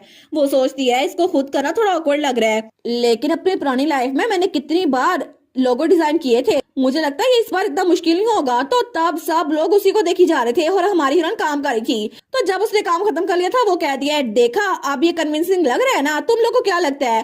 तो सारे के सारे उस डॉक्यूमेंट को देखते हैं। वो कहते हैं वाओ, ये तो देखने में बिल्कुल ऐसा लग रहा है कि हमारे सामने डिश पड़ी हो। तो सब लोग कहते हैं लेकिन ये पिक्चर ऐसा लग रहा है कि ये हमारे सामने हो, इसको देखकर तो कोई भी चाहेगा कि हम इसको टेस्ट करें। हमारी कहती है मोरिना क्या तुम्हें समझ आ रही है मैंने तुम्हें क्या बोला था? क्या तुम इसको आगे से ऐसे करोगी? वो कहती है जी और ग्रेस मुझे समझ आ गई। तो हमारी कहती है क्या तुम बाकी की चीजें भी इसी स्टाइल में करोगी? वो कहती है मैं पूरा ट्राई करूंगी। और इस तरह वो बातें कर रहे थे। तो हमारी कहती है इसका मतलब है कि हम कल का मेन्यू उसको भी ऐसे कर सकते हैं जिसकी वजह से जो लोग पढ़ नहीं सकते उनको पता चल जाएगा आज की डिश है क्या। तो लियोन कहता है ये तो बहुत अमेजिंग है योर ग्रेस, दुनिया में कोई ऐसी चीज है भी जो आप नहीं कर सकती। और तब वो लोग हंस रहे थे, लेकिन बाहर ड्यूक खड़ा हुआ था और वो सारी बातें सुन रहा था। लेकिन तभी वो डचेस को हंसता हुआ देखता है और उसको बड़ी खुशी हो रही थी, लेकिन हमारी डचेस उसको देखती नहीं है। तो वो तो बड़ा स्माइल कर रहा था। तो ड्यूक सोचता है चलो अच्छी बात है, कम से कम वो यहाँ पे बोर तो नहीं हो रही, उनका टाइम ये तो अच्छे से गुजर रहा है। और तब हमें अगली सुबह का सीन दिखा रहता है जब वहां से कपल गुजरा था। तो वो औरत कहती है डियर यहाँ पर तो देखो। तो वो आदमी कहता है कि यार टुडे स्पेशल। वो कहती है बिल्कुल, उन्होंने कहा ये इस पिक्चर की तरह दिखता है, लेकिन वहां पर वही फोटो थी, juicy chicken drum stick with sides. तो वो कहता है ये लेग पीस तो बड़ा डिलीशियस लग रहा है। तो वो कहती है बिल्कुल मुझे भी लगता है ये कैसा टेस्ट करता होगा। लेकिन तभी दरवाजा खुलता है और वहां पे मैडम मैरी आती है। वो कहती है आप पहली बार इन भी आ रही है ना, आज का टुडे स्पेशल उसके साथ डिजर्ट वो हम खुद पेश करेंगे, क्योंकि आज आप मिल्क पुडिंग और एप्पल पाई में से कुछ भी चूज कर सकती हैं। तो वो आदमी कहता है फिर हम ट्राई करें? तो उसकी वाइफ भी कहती है बिल्कुल। और तब वो लोग अंदर आ गए थे, लेकिन तभी वो वाइफ कहती है हम लोग एक पुडिंग और एक पाई भी लेंगे। तो मैडम मैरी कहती है मैं अभी लेकर आती हूँ, आप बस इंतजार करें। तो वो लोग वहां बैठ गए थे। वो कहती है सच में ये जगह तो बड़ी फेमस लग रही है, यहाँ पर तो बहुत सारे लोग हैं। और वहां पे तो बहुत सारे लोग बैठे हुए थे और सारे के सारे टेबल्स फिल थे। लेकिन तब वो सोचती है इसके अलावा ये लड़की जो यहाँ पे बैठी हुई है, इसको देखकर लगता है कि ये तो आम से कपड़ों में है, लेकिन फिर भी कोई नोबल होगी। और तब वहां पे हमारी हीरोइन तो आम से कपड़ों में बैठी हुई थी। वो कहती है सर नोटन, सर नोटन। तो नोटन कहता है जी और ग्रेस। वो कहती है यहाँ पर किसी को नहीं पता मैं ग्रैंड डचीज हूँ, तो रिलैक्स करो। वो कहता है मैंने क्या कहा योर ग्रेस? तो हमारी कहती है जब उस औरत ने मेरी तरफ देखा ना तो आप फ्लिंच कर रहे थे। वो कहता है मुझे माफ कीजिएगा, मुझे नहीं पता था कि आपने नोटिस कर लिया होगा। लेकिन तभी हमारी हीरोइन के हाथ में एक मैगजीन थी। वो कहती है बाय द वे सर नोटन, क्या आपने इस मैगजीन को देखा? और उसका नाम था नॉर्दर्न न्यूज। लेकिन तभी नोटन बेचारा जो कॉफी पी रहा था उसके मुंह से कॉफी बाहर निकल आती है। वो कहती है आप ठीक तो है ना? तो नोटन कहता है जी जी मैं बिल्कुल ठीक हूँ, लेकिन मुझे लगता है कि आपको ये मैगजीन नहीं पढ़नी चाहिए, आखिर इसमें क्या ही खास है। तो हमारी कहती है मैंने तो ये अपने चेहरे को छुपाने के लिए खरीदी थी, लेकिन ऐसा लगता है ये बड़ी इंटरेस्टिंग है और इसके अलावा लोकल्स भी यही रीड करते हैं। तो नोटन तो बड़ा परेशान हो गया था। वो कहता है नहीं नहीं कौन ही पढ़ेगा इस चीज को, ये तो बिल्कुल बकवास है। तो हमारे सोचती है सर नोटन को क्या हुआ, ये तो बड़ी अजीब सी हरकतें कर रहे हैं। वो कहती है क्या मतलब है, आप वहां पर देखे ना वो भी ये पढ़ रही है, आप वहां पे देखा वो भी ये पढ़ रहा है, और वहां पे भी हर कोई ये पढ़ रहा है। तो नोटन कहता है अच्छा अगर ये फेमस है तो मैं क्या ही कर सकता हूँ। लेकिन हमारी हीरोइन तो उस मैगजीन को खोल के बड़ी खुश थी। वो कहती है इसमें तो लोकल्स के बारे में हर एक पॉपुलर चीज लिखी हुई है, मुझे लगता है कि मुझे इसको खरीदना चाहिए। और तब सीन चेंज होता है और हमें वो दिन दिखा जाता है जब हमारी हीरोइन ने टी पार्टी रखी थी। तो ड्यूक वो बाहर आया था बटलर के साथ, लेकिन तभी वहां पर कमांडर आता है। वो कहता है मैं आपको रिपोर्ट करने के लिए आया हूँ ड्यूक। तो ड्यूक कहता है ट्रेनिंग कैसी थी। वो कहता है जी जी ट्रेनिंग तो बड़ी अच्छी थी, लेकिन मैंने सुना था कि टी पार्टी हो रही है, इसी वजह से हम लोगों ने सुबह ट्रेनिंग कर ली थी ताकि हम मेहमानों के साथ टकराए नहीं। और मुझे माफ कीजिएगा योर ग्रेस, लेकिन क्या आप इन्हीं कपड़ों में टी पार्टी में जाने वाले हैं। तो ड्यूक कहता है क्या टी पार्टी में, लेकिन मैं क्यों जाऊंगा, वो तो लड़कियों की टी पार्टी है ना। तो सारे के सारे ये बात सुन के फ्रीज हो गए थे। तो कमांडर कहता है क्या आपको इस बात का पता नहीं है, ट्रेडिशनली जब भी कोई वाइफ टी पार्टी को होस्ट करती है ना तो हस्बैंड को वहां जाना पड़ता है ताकि गेस्ट को ग्रीट कर सके। तो ड्यूक कहता है क्या तुमने क्या बोला। वो सोचता है मुझे क्यों नहीं पता था। तो उनमें से एक नाइट कहता है मैंने अपनी वाइफ की फर्स्ट टी पार्टी मैंने भी अटेंड की थी। दूसरा कहता है मैं वहां पे जा नहीं सका था क्योंकि मैं ट्रेनिंग में था, उसकी वजह से वो बड़ा गुस्सा हो गई थी। तो तीसरा कहता है बिल्कुल मैं भी जा नहीं सका था, मेरी वाइफ ने भी बड़े टैंट्रम दिखाए थे, उसके बाद तो उसने मुझसे बात ही नहीं की थी पूरा हफ्ता। तो दूसरे वाला कहता है मुझे तो बहुत ज्यादा टाइम लगा था उसको मनाने में। तो हमारा हीरो सोचता है मुझे पता क्यों नहीं था कि ऐसी भी कोई चीज एग्जिस्ट करती है, अभी भी डचेस तो मेरा इंतजार करी होंगी ना, उन्होंने मुझसे बोला नहीं था वहां आने के लिए, लेकिन सीक्रेटली वो एक्सपेक्ट करी होंगी मैं वहां पर आ जाऊं। तो अब मैं क्या करूं, क्या मैं कपड़े बदल कर अभी वहां पर चला जाऊं, लेकिन अगर मैं अभी वहां पर गया तो क्या सिचुएशन थोड़ी बुरी नहीं हो जाएगी। तो ड्यूक बेचारा तो बड़ा परेशान हो गया था। वो सोचता है मुझे क्या करना चाहिए, क्या मैं वहां पर जाऊं या फिर नहीं। और इसी के साथ ये वाला पार्ट यहीं पर ख़त्म। तो आप लोग बताइएगा आप लोग को ये पार्ट कैसा लगा, और वीडियो को लाइक और चैनल को सब्सक्राइब लाजमी कीजिएगा। बाकी वीडियोस का लिंक भी स्क्रीन पर नज़र आ रहा होगा तो काइंडली उनको भी चेकआउट कर ले। और thank you so much for watching my videos. Stay safe, bye bye.